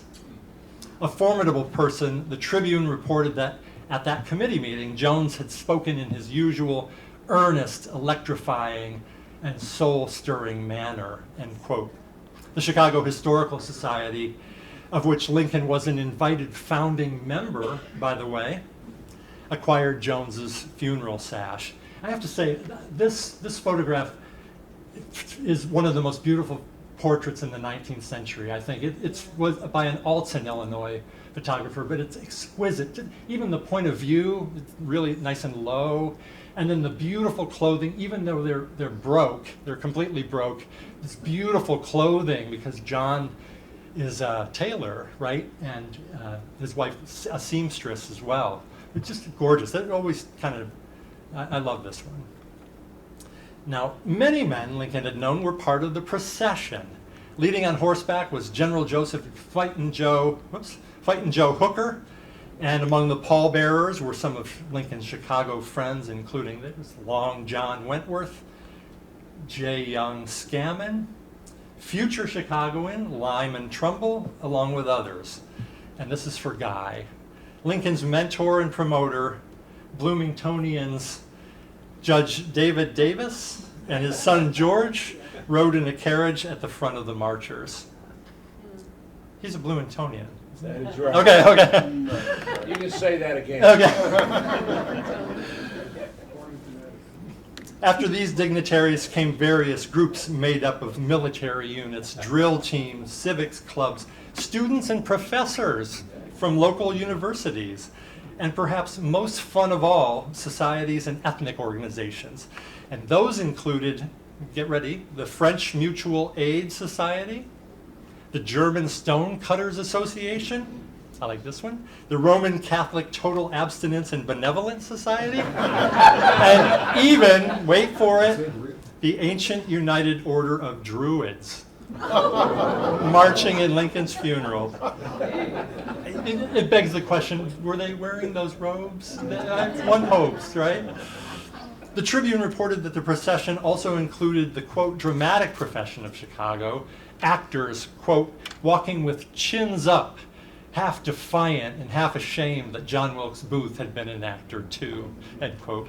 Finally came the soldiers of the Lincoln Blues and the Ellsworth Zouaves, named, of course, for Lincoln's beloved protege, Elmer E. Ellsworth, once a Chicago resident and the first officer to die in the war. Citizens fondly remembered the dashing young soldier and the exciting public demonstrations of his crack drill team. I don't know that I had ever seen a photograph of Ellsworth without a mustache. No. And because this is a very late photograph of Ellsworth, we imagine that maybe he was killed without his mustache, his kind of characteristic zouave mustache, which is I had never really thought about. There were so many soldiers and units in the procession that some mourners felt that the whole thing resembled a military funeral, which makes sense, of course, given the late war, the president as commander-in-chief, and the city as a hub for returning soldiers. Whatever its character, the funeral was vast. One witness estimated that 37,000 people were part of the procession, and 3 times as many lined the streets, making a total of 150,000 on the first day alone. Now, these are incredible numbers, considering that the population of the entire city in that year was only 186,000. So it wasn't just Chicagoans alone, thousands attended from nearby cities and towns as well. So they'd arrived from all of downstate Illinois and from neighboring Indiana, Michigan, and Wisconsin. And not just lining the streets and sidewalks, people watched from windows and were perched on balconies and roofs. Boys were up in the trees all along the procession route. Marchers reached the courthouse at 12:45, and the coffin was borne into the south entrance under a banner. Actually, now, for a moment, if you know Chicago, and when you're in the loop, you can tell the difference between north, south, east, and west. Imagine we're looking in the direction of the north loop and the Magnificent Mile this direction. And we'll see that mourners came into this side of the building and exited on the other side of the building, north. But they came in under a banner with the words, and here Chicago is speaking for the whole state, "Illinois clasps to her bosom her slain and glorified son." Another read poetically, "He was sustained by our prayers and returns embalmed by our tears." That's brilliant, really, isn't it? Calling attention to the city's love and support for him. And then over the north door, where mourners exited, was still another, "The beauty of Israel is slain upon thy high places," which is an Old Testament lamentation which didn't go unnoticed by Jewish mourners. Lincoln had died, remember, on a Saturday morning, the Sabbath, and many heard the tragic news while worshiping in the city's synagogues. Historian Merrill Peterson once described Lincoln as something of a Jewish folk hero, and that his first name was Abraham wasn't lost on Jewish admirers either. Some even thought that Lincoln looked Jewish, whatever that means, and shared a similar disposition with them. The atmosphere inside the courthouse was staged to be dramatically somber. The lighting, music, and the whispers of the mourners all combined to create a unique sense world. A single candelabrum at the head of the casket provided the only light, creating a ghostly effect. And throughout that first day and night, various choirs, the best ones being German, performed their plaintive strains without pause. The magnificent catafalque, again, that's the decorated structure under which the coffin rested, stood directly under the ceiling dome and now provided a focal point for the entire experience. Covered entirely in black velvet lined with white satin, the catafalque glittered with silver stars and silver fringe. Supported by 4 iron columns, the whole thing was, in effect, a piece of decorated architecture. I'm going to do a Marco Rubio here. I'm sorry. I have okay. So dry. Indeed, it was the official product of architect John Van Alsdale's office. Remember his photograph from a second ago? But I believe I've discovered the actual creator of the catafalque. In an article from 1909, a man named Henry Lord Gay, then a young draftsman in Van Alsdale's office, claimed that he had himself designed the catafalque. And it looks like his memory isn't too great if this is what it looked like when he produced it. But now, this is not necessarily an instance of theft by Van Alsdale of taking away a creative product from somebody, because then, as now, anything coming out of a design office is regarded as the product of its principal. Still, it's important to attribute this important feature as accurately as possible, given the catafalque's importance to the funeral. It was considered such a wonder that even after the funeral train left Chicago, the courthouse remained open to the public for 2 more days just for people to view it. Regarded as a sacred Lincoln artifact and as a reverential gesture by the city, it would be displayed along with the hearse at the upcoming Chicago Sanitary Fair just 4 weeks after the funeral. In time, the catafalque was exhibited at Colonel Wood's Museum, there it is on the left, until both were destroyed by fire in 1871.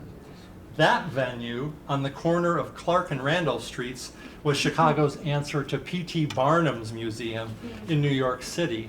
So at Colonel Wood's, one could see dinosaur bones, mummies, even Old Testament papyri said to have belonged to Mormonism's founder, Joseph Smith. Very Chicago, right? Very Ripley's Believe It or Not. Thank you for being old enough to know that reference. My students, yeah, no, forget it. That might even be their grandparents. On that first afternoon of the funeral, mourners began filing through the courthouse to pay their respects. Now here's the photo of the south side, and you can see the mourners going, actually like a river, the Tribune called it. Let's see if I can, down here.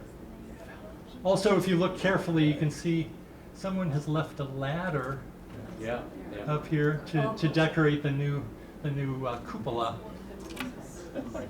They entered through the south entrance, paused by the catafalque, and exited through the north doors. But the first group didn't get to see Lincoln's remains, only the lavish closed casket.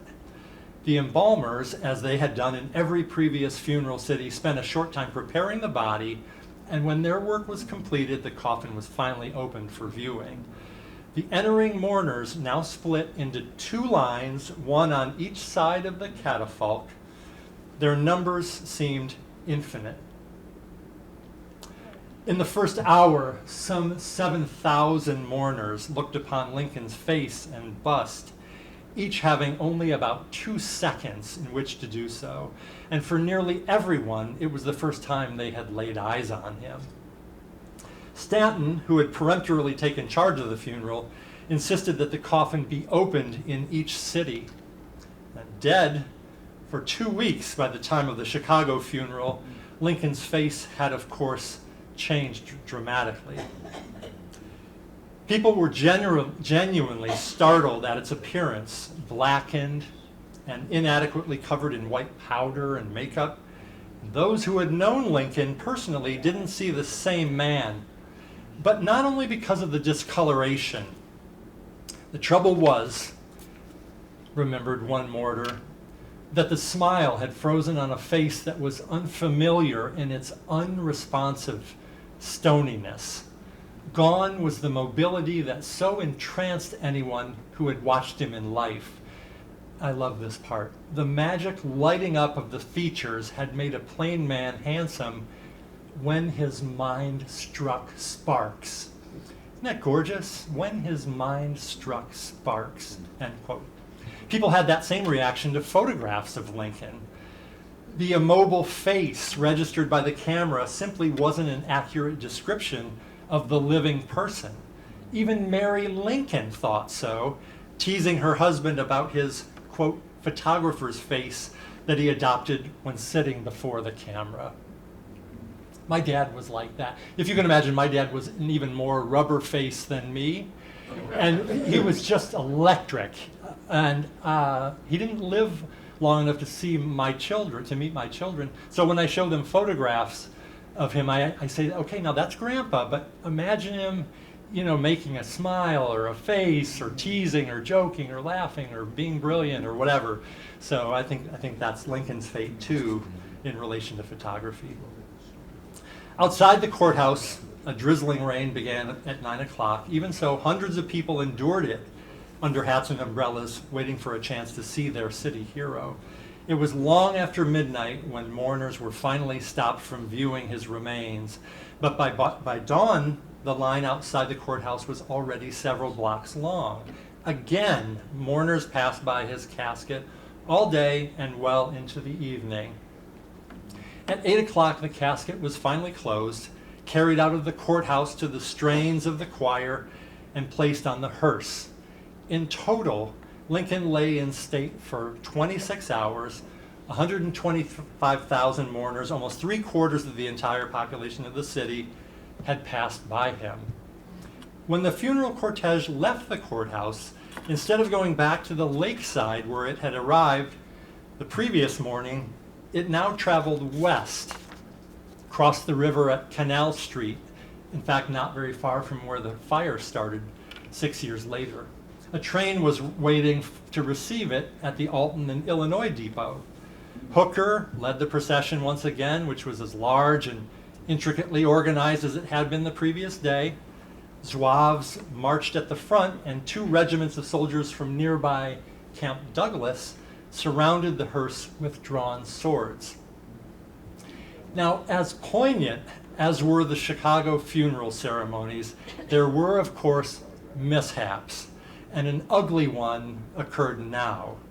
Huge crowds gathering on the wooden sidewalks caused some sections to buckle. The Tribune described how their sudden collapse sent mourners, quote, many of them ladies, to the earth among heaps of broken bottles, piles of bricks, and other rubbish, end quote. Incidents like this were not unusual in Lincoln's time. And in fact, he himself litigated personal injury lawsuits from such sidewalk accidents. But this wasn't the end of the mayhem. As soon as the coffin had been removed from the hearse, souvenir hunters stripped pieces from it, including the draperies. And when soldiers threatened them with bayonets, women then scoured the ground for flowers that had fallen from the coffin. Similarly, mourners in the courthouse snatched pieces from the catafalque where Lincoln had lain. Some had even thought to bring scissors with them. That's our Chicago ingenuity, really, right there. What are you going to do when you get there? You got to have your scissors. Chicagoans, like Victorian Americans generally, weren't just avid for artifacts because they wanted something of Lincoln's person, which they did. They were also acutely aware of the unique historic import of the assassination, the funeral, and the Civil War era generally. Before long, and I'm coming down to a close, before long the funeral train carrying Lincoln's and Willie's remains was slowly making its way downstate.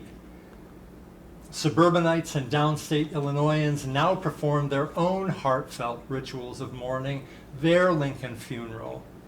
They lit bonfires and torches and made banners, signs, and floral arches. Families and groups of people stood near the tracks all through the night, removed hats, wept, silently watched the train pass by. Chicago had been determined to make a great show of its mourning, and it had. It executed the most elaborate and expensive funeral of any of its city stops, and it was by far the largest, most spectacular public event in the city's history until the 1893 World's Fair. In the decades that followed, there would be much, in fact, an unceasing campaign to remind Chicagoans of their beloved city hero. Streets, parks, neighborhoods named for him, his centennial in 1909, 3 World's Fairs, museum displays, artworks, plays, literature, and even a unique store devoted to him, the Abraham Lincoln Bookshop, founded 85 years ago and still in noble operation today. Overall, the way that Chicago remembered Lincoln was as intense and colorful as the Windy City itself. Thank you.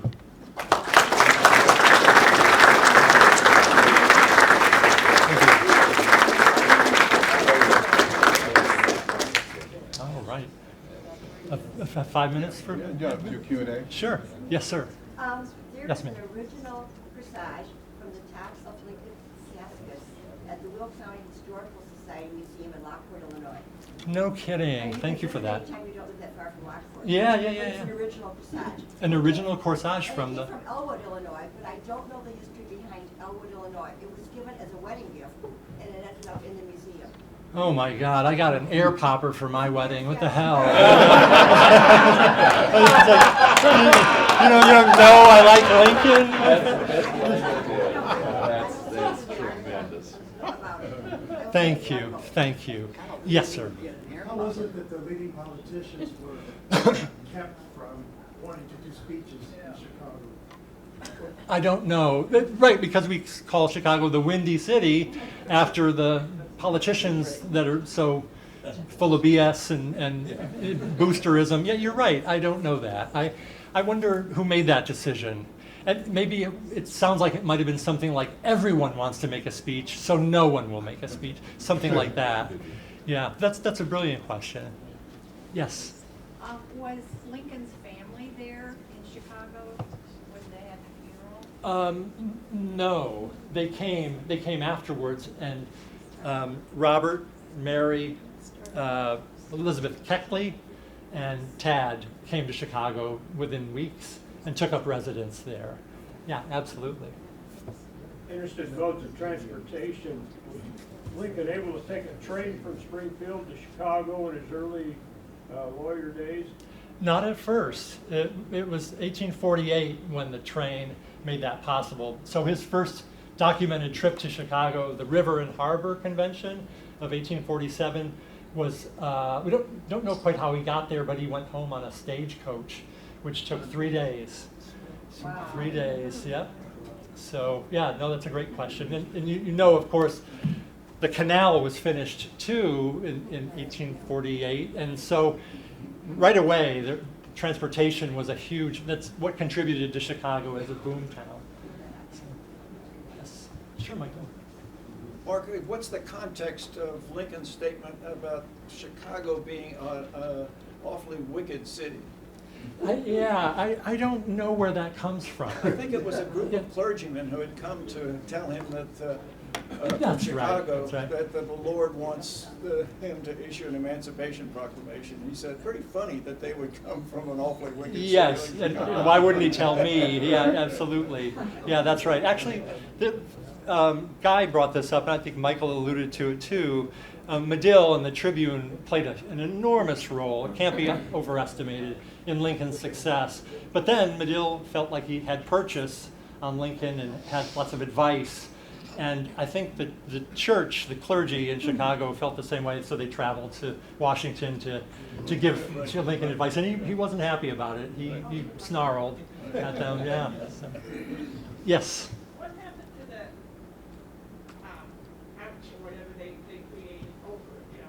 Oh, yeah, thank you. The arch it was like everything else in Chicago. It was kind of throwaway. It was actually just wood and plaster and cloth. Yeah, and that's also the story of the World's Fair in 1893. Almost all the buildings were plaster and wood and just vanished. In Chicago, we have this phenomenon called the suspicious fire.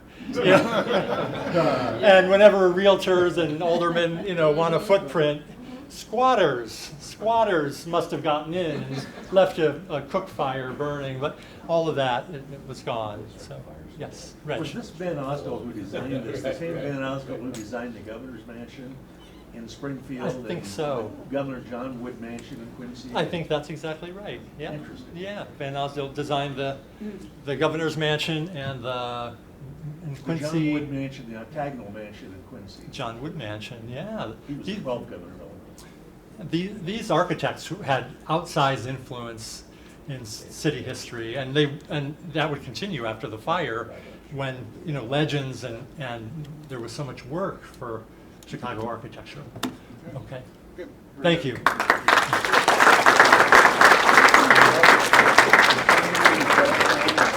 No, I think Scott's about ready to go. He's got everything up there. Get the right screens up. Okay. Yep.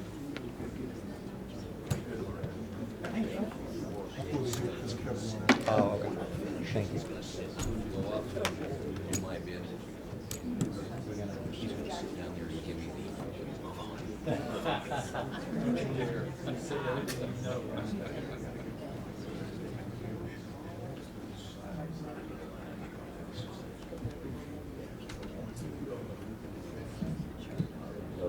Thank you. Thank you. Our next presentation is going to be something I think will be very, very interesting, as were the previous ones, but it's quite a bit different. A couple of years ago, my two very good friends, Dave Weigers and Scott Schroeder, put together this, what I called, without their permission, a digital world tour of Lincoln sculptures and statues around the country. And I thought it'd be perfect for, as summer is coming, if you're going to be traveling, if you want to know if there's a Lincoln statue between Laramie, Wyoming and Cheyenne, Wyoming, in the Vidouville Range, you will know the answer to that because there is one. And so I've not seen it, but it's there. I've seen photographs of it. It's rather unique. But in any event, I just, we're going to run just a tad late, so I'll just get right to it and introduce Dave Weigers. By the way, his Facebook site, Images of Abraham Lincoln, is something you have to look at. Just plan on looking at that when you're on your way home after this is over with, and I think you'll enjoy it. So I know I do. So Dave and Scott.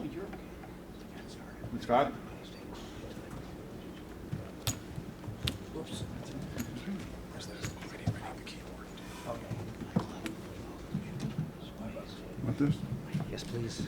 I'm not sure anyone will need the microphone to hear my voice. I'm told that I have a stadium voice, so if anyone has trouble, let me know, or if you need me to quiet down, also give me the signal here, because that may also be an issue. So thank you guys all for coming here today, and thank for Bill and the Abraham Lincoln Association for inviting Dave and I. This has been a project that we have sort of been working on and talking about for several years. It started off, as things often do, over a couple of adult beverages at a Lincoln conference, which lots of stuff happens in that way. And we began talking about our shared interest in travel, finding Lincolns when we travel, which are these type of sculptures, as we will call them. And so we talked about how do we share this information that we've both found a lot of interest in, that we've come across. And the answer that we came up with was we decided that we would make a map that people could access online that depicted all of these sculptures to the best of our ability. People always ask us, well, why didn't you write a book? Well, people have to pay for books. Now, the people that write books here, please go out and do buy their books, of course. But we hope that maybe people would have access to this map for free. And secondly, it was free for us to put together, which was also a very important thing. And the third thing of four that I'm going to share with you is that we felt like we could update it more easily. So as strange as it sounds, there are still Lincoln statues and sculptures being commissioned every single year. Since we started this even a couple years ago, there have been new ones. Dave and I already know of new ones that are coming up in the very near future as well. And the fourth idea was that in the world of today, if I look around the audience, there's nobody in here that's 14, right? And people of that age, their first entrance into history or Lincoln is not a monograph for a book like it may have been in years past. They're immediately on TikTok, or they're on their iPad, or they're on their Chromebook, even in school. That's what they're using all the time. So we thought this might be a way to engage a younger audience as well as we move forward with this. So I'm just going to start here with a quote. I'm going to go ahead and read it for you. Many of us walk past sculptures in our communities, not knowing the history behind them. If we dig deeper, they can often tell us not just about the person represented in the sculpture, but also about the people who placed the sculpture there and about unique times in our history. And I think that is so important. Anytime we look at a sculpture, that's part of how we have to evaluate it. Who put it there? Why did they put it there? Where is it located? Those are all very important things when we look at the sculpture and what it means. Dave and I have done a lot of work, and there's a great quote that I didn't include here, but it was done by Daniel Chester French, and he basically, Mrs. Osborne from Wisconsin, actually close by, had actually written him and said, well, what were you meaning to tell when you sculpted your sculptures of Lincoln? And he said, it doesn't matter. I'm not even going to say it, because no matter what I say, everyone else is going to see something different, and they're going to come to their own conclusion. So that's part of it too, thinking about what the sculpture's ideas were, but we all bring our own ideas to the sculpture, what it means and what it means to us. So what we're going to go through here, we are actually going to go online and we're going to use the map, and we are going to take that little bit of a digital world tour of some sculptures. Worry not, there are 630 some odd sculptures that Dave and I have been able to find so far. Probably 2 days worth, maybe. That's all time. So don't worry, we are not going to go through all 630 here today before lunch, or you'd need a little bit more coffee probably. But we have picked out several of them that we will work through. So what did we include? What we included were sculptures. Notice I tried to use the word sculpture and not statue. We wanted that to be a little bit more expansive. So this is a definition of sculpture that we kind of work from. But essentially we've categorized them into the sculpture into three different types. We have statues, busts, which are, basically chest up, and then reliefs, which are three-dimensional things. So like basically Mount Rushmore is a giant relief, is what that would be categorized as. We created a custom icon to put on the map. We use Google Maps as our platform. Yes, and you can see that. Google Maps, of course, if those of you may have used it to route your way to get here, in fact, some of you. Some of you may use it for other purposes, and there can be a lot of different logos and icons and different stuff on that map. So we wanted something that was certainly could be picked out pretty easily, and that was the icon that we had created. We named the sculptures. What we wanted this to be, for each sculpture, we created a name for each one. And it was sort of analogous to the Ostendorf numbers that you see with Lincoln photographs, so that when these sculptures in the photographs that Dave has taken of the sculptures later, it was easier for cataloging, identification, and to be able to find them. So we did create a name for each sculpture. As you can see, DW is Dave's name, since most of these came from his database and are his photos. We have a three-digit country code, or excuse me, three-character country code, because yes, there are numerous sculptures outside of the United States. And then we created a sculpture number that goes with the country code, and then for the United States we have which state. Okay? And we'll see that as we work through the map. Accessing the map. So right away you can see we have a QR code here, so you can use that QR code to find this map on your phone. We will say that the map also, it works a little bit better on a computer. That's one of the drawbacks of using a free platform like Google. We know they're going to update it, we know it's going to be around. It doesn't scale quite the same on a phone. It's certainly still usable. I use it all the time on my phone, but it does work a little bit better on a computer. And there is there it is. I was going to say that it should be on there, but there is also the web address. And if you'll notice, on the handouts on the table when you came in, we printed that out. So you do have the web address on that handout. The QR code is on that handout, as is our email address. And the reason for that is, as we've put this together, we have had loads of people that have contributed to this project over time, both in telling us how they've been using the project, but also letting us know about new sculptures that we just didn't know about. That some are in pretty remote places, and that we get information on them, we get information about them. So we appreciate that. How have these sculptures been used and how has the map been used has been interesting. Mark alluded to that fact that he's used our map in some of his scholarship to find different things, information on sculptures.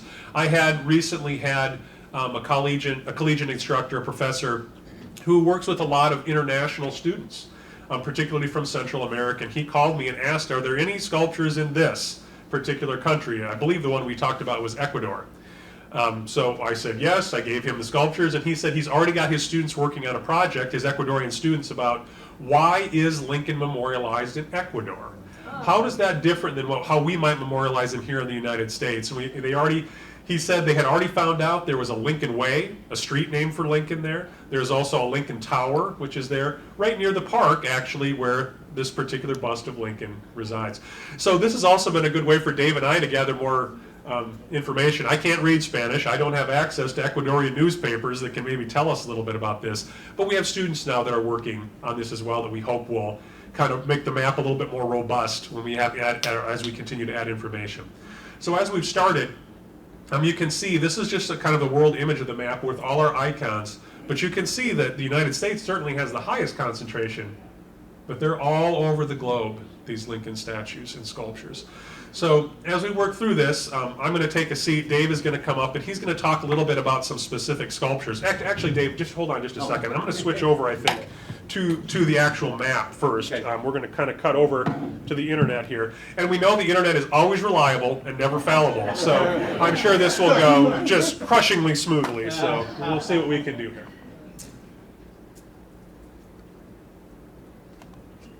So as we start out, what we will see is that link that we gave takes you to what we call our launch page, which is a sub-page of Dave's website, Images of Abraham Lincoln, where he shares lots of the photos that he has taken of the sculptures of Lincoln. With this, we wanted a place that we could answer a little bit more questions. So as you scroll down the page, I'm not going to spend a lot of time here, but it tells a little bit about how we created the map. It gives, as I come down here, an actual link directly to the map, which we'll go to in a second. And then it also goes through and does a bunch of frequently asked questions. So we get a lot of questions about how many sculptures are there women sculptors who have sculpted Lincoln. It is the land of Lincoln. That's right. Yeah, and you can see. I must mention that Illinois number's wrong. There's now Yeah. 215. Yeah, and I was just going to make mention of that. Yeah. I was just going to make mention of that. This is an ongoing project. This project is not done, and we don't foresee it ever having been done. We add to this regularly, and as Dave said, just since we did this, I don't know, it was probably a couple months ago, we updated this launch page. Already it's out of date. So be aware of that as you come across this and look at this information. It gives you a good sense, but it may already be out of date. And as we scroll down, you can see kind of the questions that we have. We've had questions: are there any sculptures in the former Confederate states of Lincoln? The answer is yes. So those are all things that I'll let you guys peruse the map on your own at some point so that we can move forward time-wise. And the next thing we're going to go to is, the actual map. So that link will carry us here. And then I'm just going to go through, Dave, just a little bit the map itself, just so we can kind of stick on time with when we go through the sculptures themselves. So as you see here, up in the corner, you can push down this little arrow right here, and that gives a little bit of a text piece about, again, the map, telling you a little bit of how it was, has our email address in there, so you can contact us to tell us about the new sculpture that we need to add to the map. Again, we've had plenty of people do that.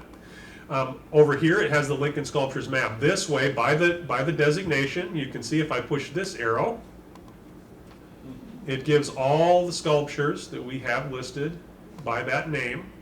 They're in order of state, alphabetical order by their state. So you can see California here. I can't see this very well from my angle here, but Colorado, Connecticut, so on and so forth. So you could click on any one of those, and then that will take you directly to the sculpture. So I'm just going to give an example here as we do that.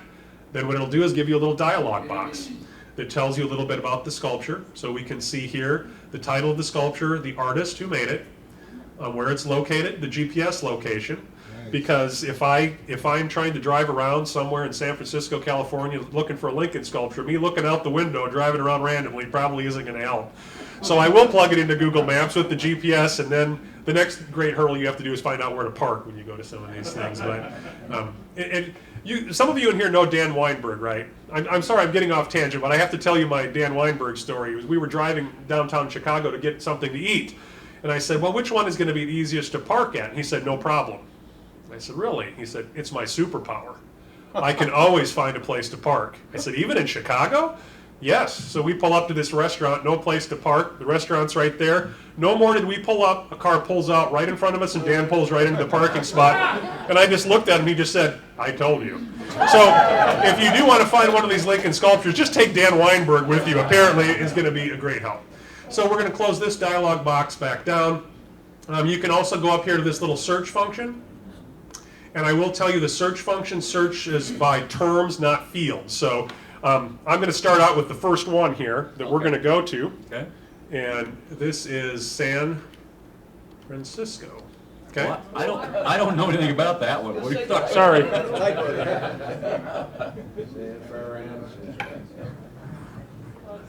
This is why I am a healthcare professional and a side light historian and not a typist, secretary, or anything else like that.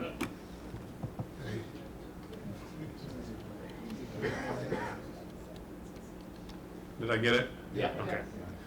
And then let me get the one we want to get to. Dave, do you want to just sit there? Does that work okay for you since you have a mic?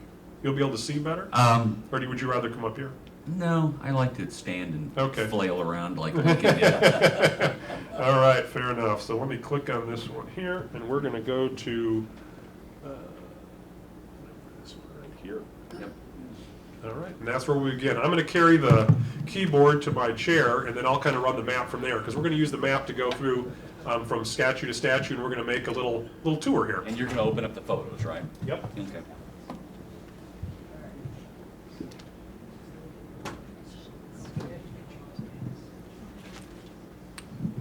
So as David said, I'm going to go up here to the photo. So as you see up here on the top, there will be a photo. It's cut off in this position. But if you do click on it, it will open up a box that has photos of the sculpture. Dave, do you have a particular one you want to start with here? No, let's start with that first one, leave it there. I think the second one is the statues denouement. Can you hear me all right? Yeah. Okay. You're going to think this is a little weird, but we're going to start out with 2 statues that do not exist anymore. Okay? But this statue is the first statue of Abraham Lincoln done, full-size statue. There had been busts. There had never been one until this was done in San Francisco. And it was done in August of 1865, just a few months after Lincoln's death. You would think that it would be in Washington or maybe New York, but it was in San Francisco. There was a local sculptor named Pietro Mazzara who basically did this in plaster for an organization, and it was exhibited at something called the Mechanics Fair in San Francisco for about a month. It was 9.5 feet tall. It stood on a 12-foot pedestal, and it then was retired, put away, and was eventually put up in front of this building, which is the Abraham Lincoln Elementary School in San Francisco. Okay? Stood there for about 23 years. Poor Mr. Lincoln stood there for 23 years. He's plaster, in the rain, in the sunshine, like this, holding his arm out like this, and 23 years later, his arm fell off. Understandable. So what did they do? Well, they didn't glue his arm back on.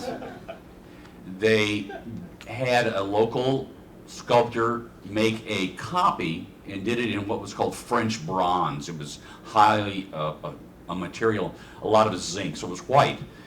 And so it was put back up there, and it sat there until, when do you imagine? The San Francisco earthquake in 1906. The school burned down, Mr. Lincoln melted, and the only thing left was a finger from one of the hands. And I've never been able to find it, but at one point they grabbed part of Mr. Lincoln's hand that was left and made it into a gavel, and it was used at meetings of the Lincoln Elementary School Association. So, never replaced. I don't think there's a soul alive now that would have ever seen it, but we do have photos, and I think, Scott, the next picture.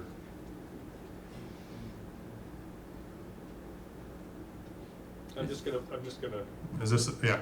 I'm just gonna say on the side, you can see that little arrow, and as you click that, you will scroll through other images. So this is an engraving of the Lincoln School.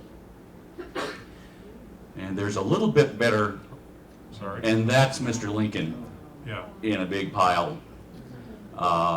That's all that was left of that statue. It's really a shame that the very first one is gone.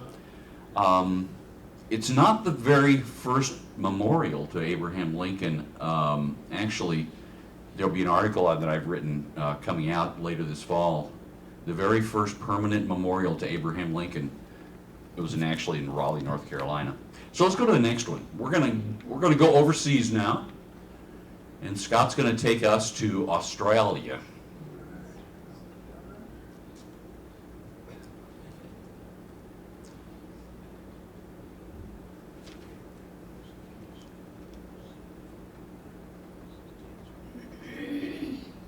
And you can get there a couple ways. You can, of course, just scan across and look for it. Or if you know the catalog number, you can type that in. Or you can just find Australia, because there's only one there, and you can click on it. Okay? This was erected sometime in the 1890s. There's a large park in Sydney called Centennial Park. There were about 30-some marble statues erected over a short period of time. And over time, they were vandalized. So vandalizing statues is nothing new. Eventually, this statue was vandalized bad enough that it was removed, stored away, and then completely lost to history. I was contacted by somebody that was trying to get some information. Could you get the word out maybe somebody knows what happened to it. Nobody does. But missing statues of Lincoln are not unusual. I'll just give you a couple examples. There was a huge bust in Scranton, Pennsylvania, lost sometime around World War II. No one knows what happened to it. One in Springfield, Illinois, disappeared. There was a statue of Lincoln and Washington in a park in Rochester, Minnesota, taken down to redo the park, lost to history. And there was a huge copy of a plaster in St. Louis, gone completely now. It's really a shame. So if any of you will check your fraternities to make sure that it's not hidden somewhere on the mantelpiece of the local fraternity as a prank, we'd appreciate that. We'd all like to know. Yes. We're gonna go into a different part of the world now. Scott's gonna take us to Cuba. Okay? Can we get back to Cuba now? Can we get to Cuba now? I'm not sure if we can or not. But when you get to Cuba, specifically Havana, you will find you'll find 3, and I'm not sure where the 4th one is. There are 4 Lincolns in Havana, and if Scott had typed in the search Havana, it would have popped up those numbers. And the one that I think he's going to look at first is this one. This is Gutzon Borglum's bust of Lincoln. Does that look familiar? Anybody that's been to Lincoln's tomb? Same bust. Matter of fact, that same bust is in numerous places, including the U.S. Capitol. There's one in Naperville in the library of North Central College here, actually. This is in a large park in Havana. And why in the world would there be 4 Lincolns in Havana? Castro was a big Lincoln guy. Matter of fact, there's a very famous photo taken when he visited the United States of him laying a wreath at the Lincoln Memorial. So here's Castro in his beard and beret and fatigues putting a wreath in front of the Lincoln Memorial. So the other one that's here is one by Augustus St. Gaudens, the one in Chicago, but it's a small version. It's about a third size, maybe stands 48 inches tall, of Lincoln the man standing in front of the chair. That's right there. That's it there. And that's in front of a language school in Havana. There's another one in one of the state museums. The sculptor's unknown. There's a 4th one, and it was done by our late friend and Lincoln sculptor John McClary. It was given to Cuba on a mission that I think, I'm not sure which governor it was, went there to try to get trade going with Cuba. He donated John's bust to Cuba, and John didn't even know what happened to it. It's in Havana somewhere, but this is the one that the sculptor's not known, but this is in one of the state museums in Havana.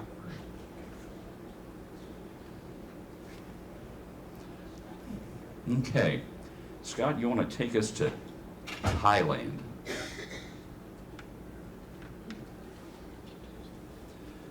This statue, I think, is going to look very familiar to some of you, but you're going to be wrong about it.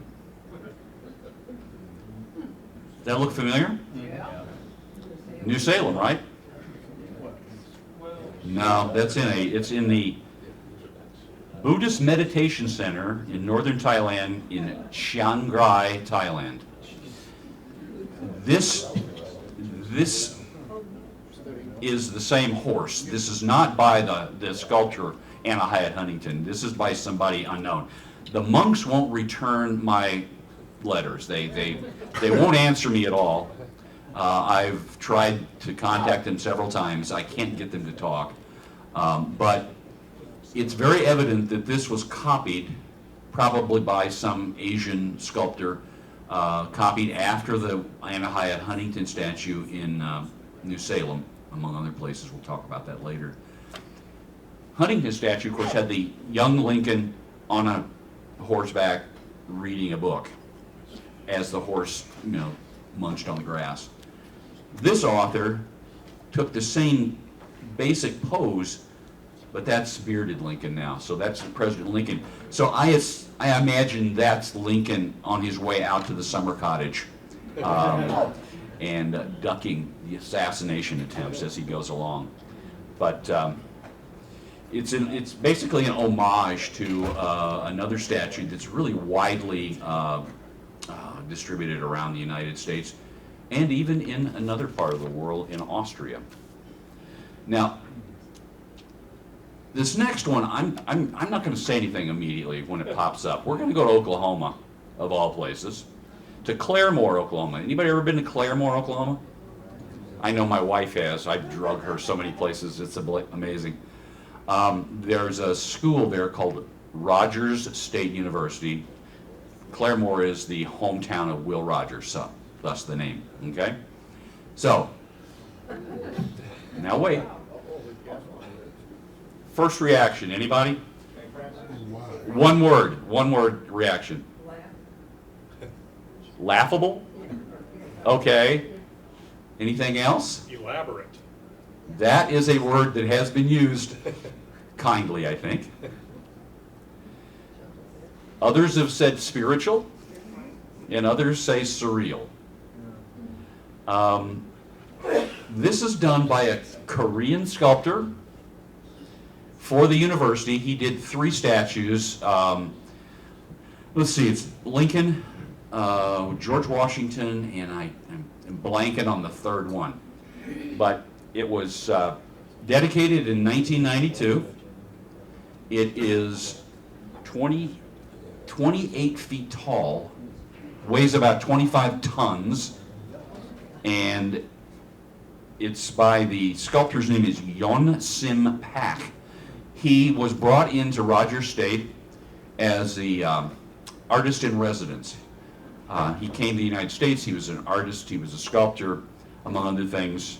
And he, in conjunction with another, go ahead and switch the picture, along with another local person, developed this material this statue is made of.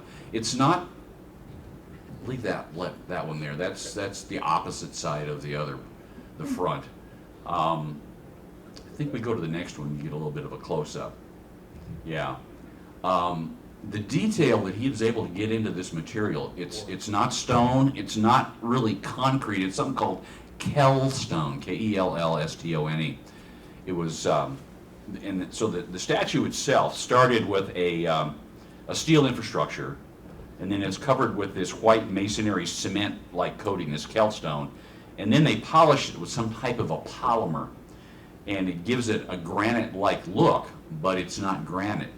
But the amazing thing about this is the amount of symbolism that he's put into this statue is just phenomenal.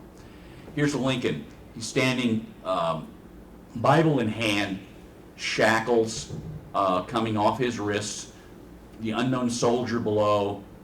I think there's a couple shots behind, perhaps. Skull. There's a horse's skeleton in there somewhere, and that's Mr. Pack himself. He left this school, and he went out on his own, and he did about 25 to 30 statues using this material, but of a religious nature. And he was going to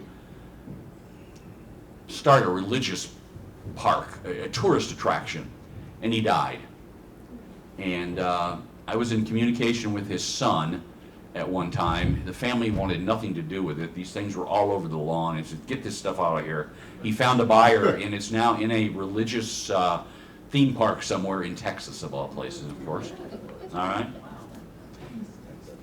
I love it. There's everything. There's cherubs. There's eagles. There's kind of scary looking cherubs, doves, the American flag they're holding up behind him. It's the most amazing thing you've ever seen in regards to a Lincoln statue.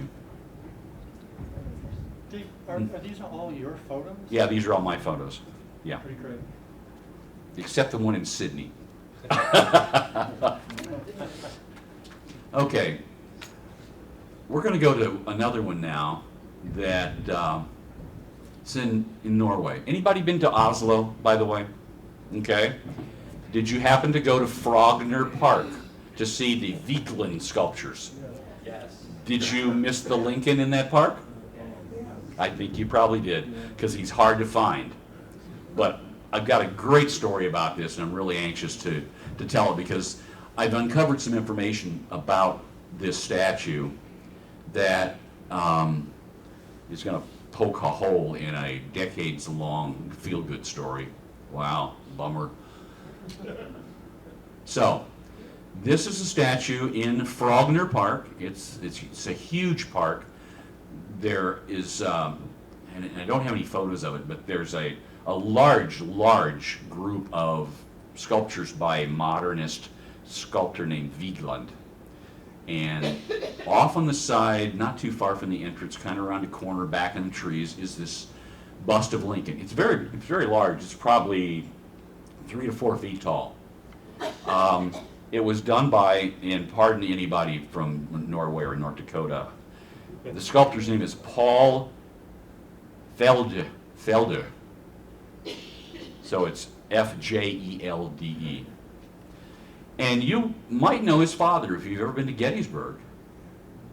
Paul's father sculpted the first Minnesota Infantry Monument right next to the Pennsylvania Monument at Gettysburg, the one where the guy's running toward the sound of gunfire. So, why is this statue in Oslo? Well, the Norwegians had provided a statue, I think it was of Odin, to the state of North Carolina. So they decided to commemorate in 1914 the anniversary, the 100th anniversary of the Constitution of Norway, which was basically based around the U.S. Constitution. They decided to deliver a statue back to the Norwegians, and they put it in this park. Huge delegation went over, including the governor, Hannah, among others, and they dedicated it on July 4th of 1914. The sculpture itself and the layout was inspired by the Gettysburg Address Monument. If you've been to the cemetery, behind the gazebo there's a statue by Henry Bush Brown, and it's very similar in the layout to this statue. So, the statue was there in 1914. It had some great old photos of the folks that went to the dedication, and it sat until April 9th of 1940, when the Nazis invaded Norway. And they were there until May 8th of 1945. Now, the story goes that the Norwegians, being the brave and patriotic people that they were, would all gather during the Nazi occupation at this statue and hold a silent protest during the Nazi occupation. And that story is told in every article you can find about this statue, but absolutely no attribution to where they heard it. It's just one of those stories that's grown up, but it's based on a very, very small kernel of reality, which a lot of stories about Lincoln are true as also. So I'll tell you what happened. Nobody's ever challenged this. As I said, here are some of the phrases that they've talked about. The Norwegians may have been down, but not out. All public demonstrations were forbidden in Norway. Nazi regime proclaimed martial law, but the citizens were defiant to the end. They did have a very active resistance, but the Nazis could not stop them. And on each 4th of July during the years that the Nazis controlled Norway, the bust of Lincoln became a gathering point and a source of hope. And although it is really true that they did participate in very active resistance to the Nazis, they never met at this statue for 4 years. I've read enough and I've seen enough movies to know that the Nazis were not going to put up with thousands of people defying their regime. But what really happened? How did this story come about? Well, I contacted the library in Oslo, and a fellow named Anders Gvernberg was kind enough to do some research.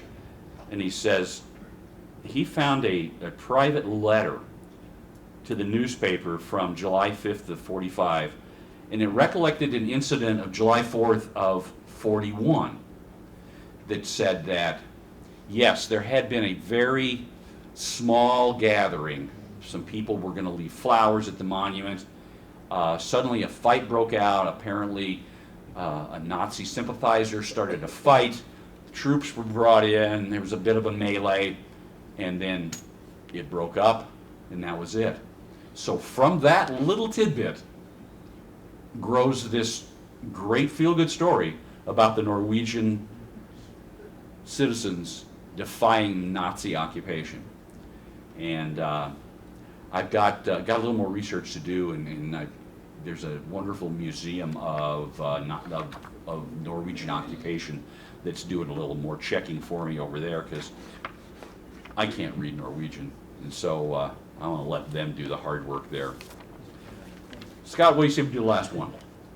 Let's do it. And then we'll open it up for questions.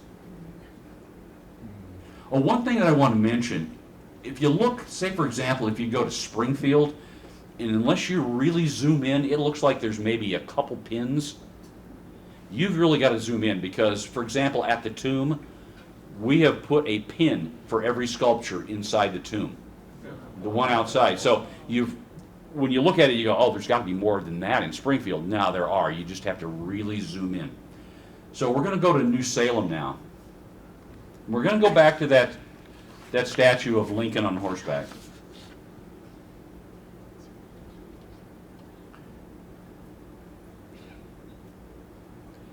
It's number 86 in the catalog for Illinois. And there it is right there. So, you see what I mean? I mean, it's obvious that the sculptor in Thailand directly copied this statue. And I doubt if he paid Huntington Estate for the rights to it. So Anna Hyatt Huntington is the sculptor. Probably the most accomplished female sculptor by far of the early to mid 20th century.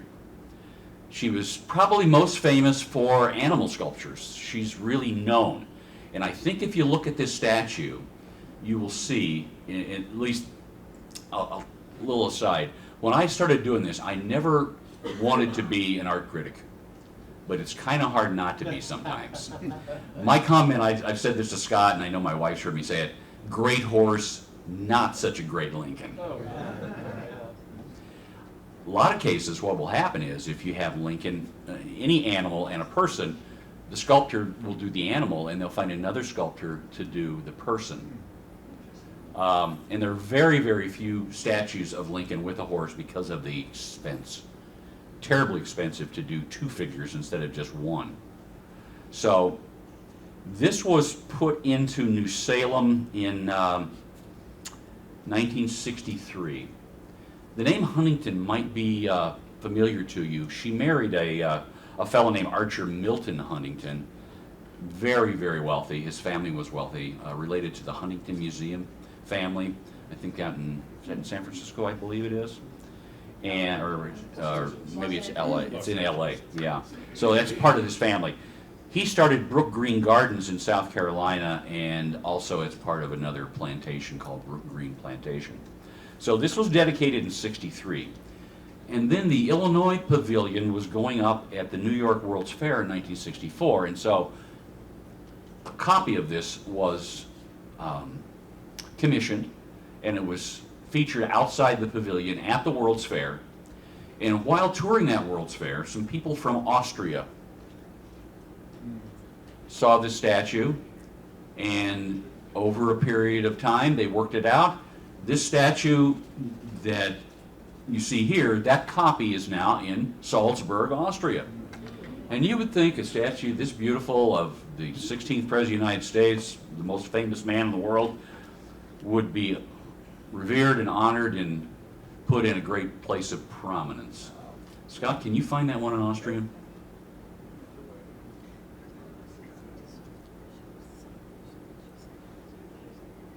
So this was put on a ship, sent over across the ocean, offloaded, sent to Austria, put up in this park that the city owned.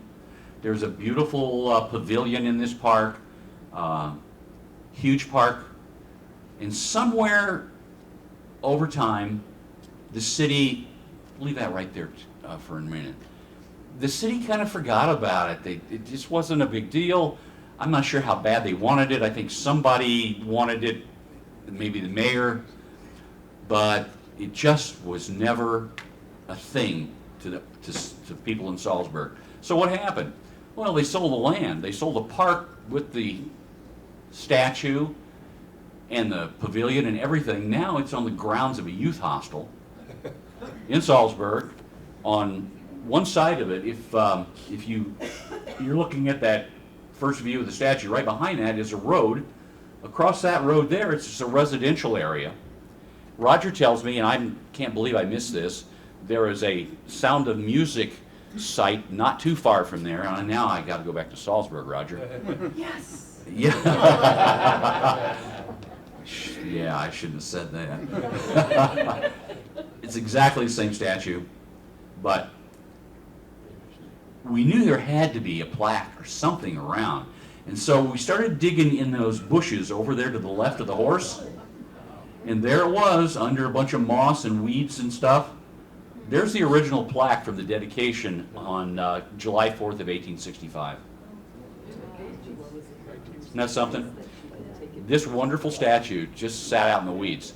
Now, some of you might know our friend Angela Meyer, who's a German lady. She comes to the Lincoln Forum. She's been to the ALA a few times. She went down and visited this before I did. And she said, I could have stolen it, David. It's probably 30 feet from the road. She says, if I had had a crane and a trailer, I could have taken it and no one would have known. And she took her mom, and they had to go through the back gate where it says verboten, and in pretty strong language, stay the hell out, basically. But knowing Angela, if you do, she ignored that, and she went in and she reported back, and she got all kinds of information from Austria.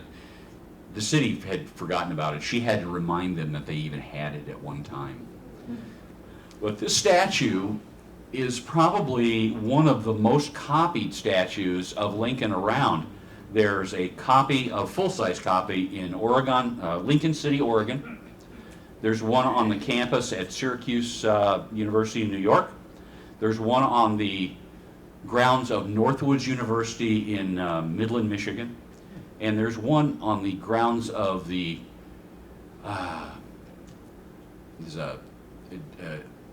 observatory that belongs to Columbia University in Palisades, New York, which is just north of the city. And there's also a number of small versions around. And so very few of those are actually paid for. Mrs. Huntington, even into her 80s, did this. The family donated most of those statues. And so I think that's about all the time we've got for our travel segment. But we really do urge you to look this up. If you find one in your own memory that it's not on our map, please let us know. We have added some. Right now I have a stack of file folders this big to get into the map. I think right now we are about, from my database of 660 sculptures of Lincoln that I found, we've only got about 630 or something. 630 approximately. So there's approximately 30 of them overseas, and the rest of them are all domestic. Outside, when you came in, some of these bookmarks were on the tables. Those are for you all to take. And on the back is, again, the QR code. So you'll be able to take this home, enjoy it, and any questions that you guys have or anything? Yeah. Do you include sculptures that include other people? For example, Yes. Lincoln Blackhawk at, I think it's Yes, Yep. it's Oregon, yeah, by Jeff Adams. Yeah. It's a good question. The ones that we selected here were part of the idea of the world tour. We picked out certain ones, but that's a great question. And I know Dave and I have talked about this in the past. So many of these Lincoln sculptures are not Lincoln alone. They're oftentimes on like Civil War memorials. So when a particular state and their soldiers wanted to be memorialized with Mr. Lincoln, so they might have a larger memorial of which Lincoln is part. The perfect example for those that have been to Gettysburg, the huge cathedral-like Pennsylvania memorial has lots of different statues on it. Lincoln is among the particular, he has a bust really there on this. There's one in Moscow of Lincoln and the Tsar in a park. And the connection is that Tsar freed the serfs, Lincoln freed the slaves. So they put that together. There's one in Congressional Cemetery that's fairly new, that has a picture of Lincoln standing next to Frederick Douglass with his photo being taken by Matthew Brady. And it's placed over Matthew Brady's grave. So that's a piece of work. There's lots of interesting ideas out there about how and where the sculptures could, should, and would be placed. Yeah. Michael. Well, about overseas honoring of Lincoln, I know from my own experience there's streets named after Lincoln, and particularly in Palermo, is a big thoroughfare. Yeah. And my better half and I took some time to walk across town and got there. Just as we got there, we saw the sign that said "Via Lincoln," and it was on the path was leading you there. And so there it was, and it was going like so. And directly before us was Julius Caesar Plaza. There you go. I have a picture of me with Via Lincoln and Julius Caesar Plaza. The next time you're in Paris, go down the Champs-Élysées, find the Rue Lincoln, take a right or take a left, whichever direction you're going. If you're going toward the Arc de Triomphe, you take a left down Rue Lincoln, look to the right, and there's a bust of Abraham Lincoln in a traffic circle in Paris. It's been there just about a year now. Yeah. Yes. Do we know for sure why we have Lincoln in Grant Park and Grant in Lincoln Park here in the city of Chicago? I'm going to say Chicago politics. Mark knows all about Chicago. I don't know. No. It's just a quirky, it's wonderful. Yeah. But the interesting thing is that both statues of Lincoln are by the same guy. Yes. They're both by Augustus St. Gaudens. By the way, you're that very odd, elaborate sculpture. Where was it? Oklahoma. Yeah, Claremore, Oklahoma. Reminds me. I don't know if you'd have any comment, but Jefferson Davis in Richmond.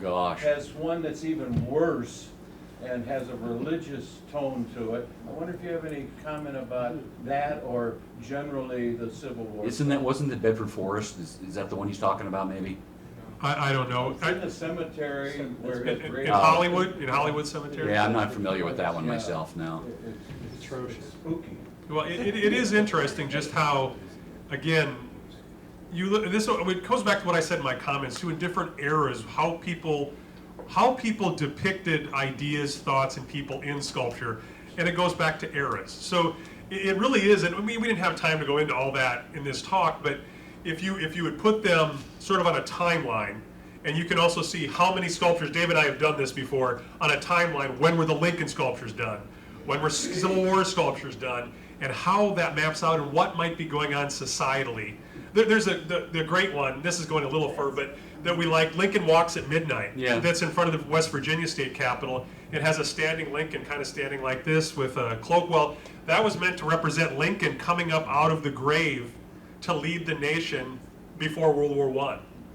They were resurrecting the great leader to lead them through another war. And so when you examine the stories behind them, sometimes they're as fascinating or interesting as the sculpture themselves. Yeah, you had a question. Do you have the Laughing Lincoln sculpture? Yes. Of course we do. You're within about 3 miles of it right now. In fact, last year when we were here, Dave and I went out and we had our picture taken sitting down next to Laughing Lincoln because we could not resist It's in a small park in downtown Naperville. Absolutely. Let's do one over here. Bob?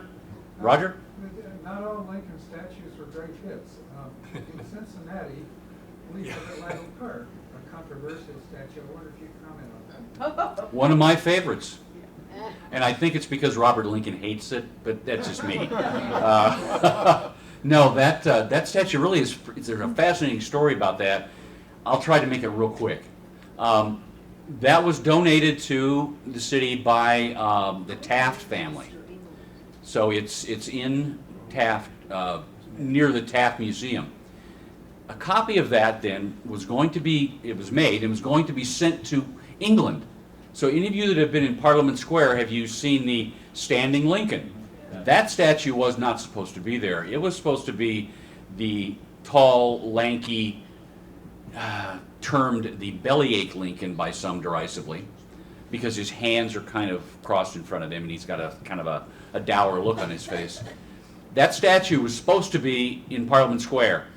Robert Lincoln, among other people, railed against it. It was, you thought the statue controversy of a few years ago was bad.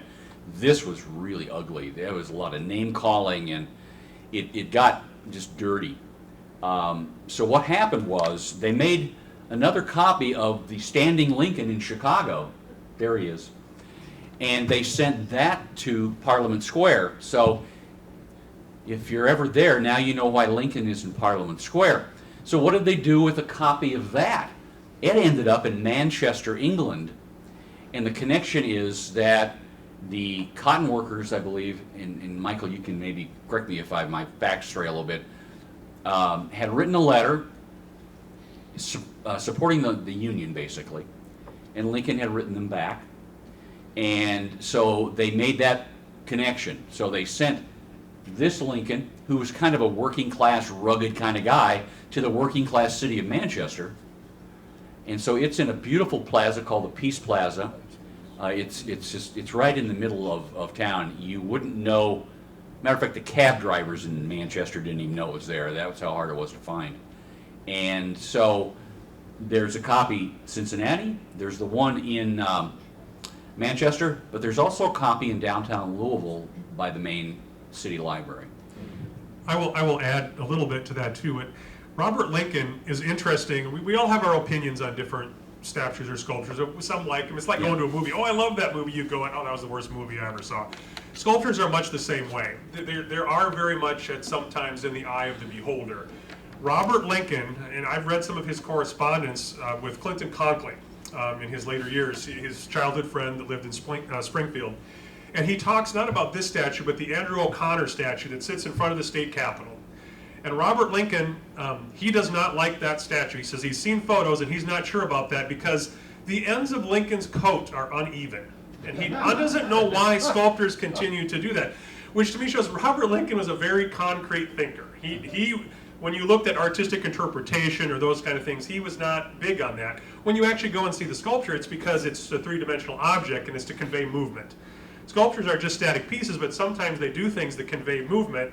Robert wasn't big on that kind of stuff. No. And he did mention, he said his favorite were St. Gaudens and the Lincoln Memorial, Daniel Chester French. But he also said those were the only two people that asked him his thoughts about a Lincoln statue or sculpture before it was cast. Everyone would send things to him after it was done and ask him his opinion. But he really prized them because they asked him before so that he could give his input. And those are fantastic, obviously. That O'Connor statue in Springfield has another little interesting twist to it. If you go around, a lot of people don't go around the back of statues, they just look at it from the front. Go around the back side. There's that large monolith behind it. Engraved on there is Lincoln's farewell address. So that statue is to represent Lincoln's farewell address, except that is a clean-shaven Lincoln. It's not bearded. So O'Connor had it wrong in that respect as well. And there's a wonderful copy, bust of that particular statue, about maybe twice life size, in a wonderful building called the Royal Exchange in London, made out of limestone from southern Indiana. I'll add one other thing about that statue, and then we'll take one more question, then we'll move on, because I know everyone is probably hungry. I think I can hear stomachs growling, but I'm not really sure. But behind, this one up here, obviously. Even the pictures are telling us they're hungry. The O'Connor statue in Springfield, too, where Dave mentioned the plaque on the back, but that monolith behind it sort of has rounded edges. That was intended to represent the train car So Right. That's all. When you look at that, you don't always see that. But O'Connor mentioned it later, and he also did in some of his correspondence say, and again, whether this is in retrospect, he says, well, I didn't want to make even though Lincoln historically would have had a beard at that time, he wanted it to depict Springfield's Lincoln, Yeah. where Lincoln lived in Springfield all those years without the beard. So he wanted it to represent Springfield as the beardless Lincoln. So even though it was historically inaccurate, it was his choice to do that. Bob, one last question here. Okay, I have a suggestion, Dave, for your next project with Scott. Okay. Think about doing a map of all the schools in the world that are named after Lincoln. No way. Oh my God. I'm sorry, I didn't hear what he said. All right. I can tell you one thing. There's a statue by a company called the Caproni and Brothers from Massachusetts. They made a Lincoln with a removable head. Okay, so it's plaster, and you could order it with or without beard. And so the sculptor Max Bachmann, you'll see a bunch of busts by Bachmann around. He did 2 heads, and so when you ordered it, you got 2 heads, one or the other, and the head could come off. And there Only probably in America. only in America, and there are probably more of that statue or version of Lincoln statue in the United States than anything else as a full-size statue. And in schools. And almost every Lincoln school had one. It's amazing how many I found that are in Lincoln schools. Yeah. All right, we'll go ahead and wrap up there. That's it. For anyone else, just for time-wise, if anyone else has questions, please come up and ask Dave or I. We're happy to stay around and answer if there's any more questions related to that. We'll let Bill wrap up as he needs to, and we'll go for it. Thank you guys all for your attention. Your great questions. Thank you so much. Don't forget your bookmark.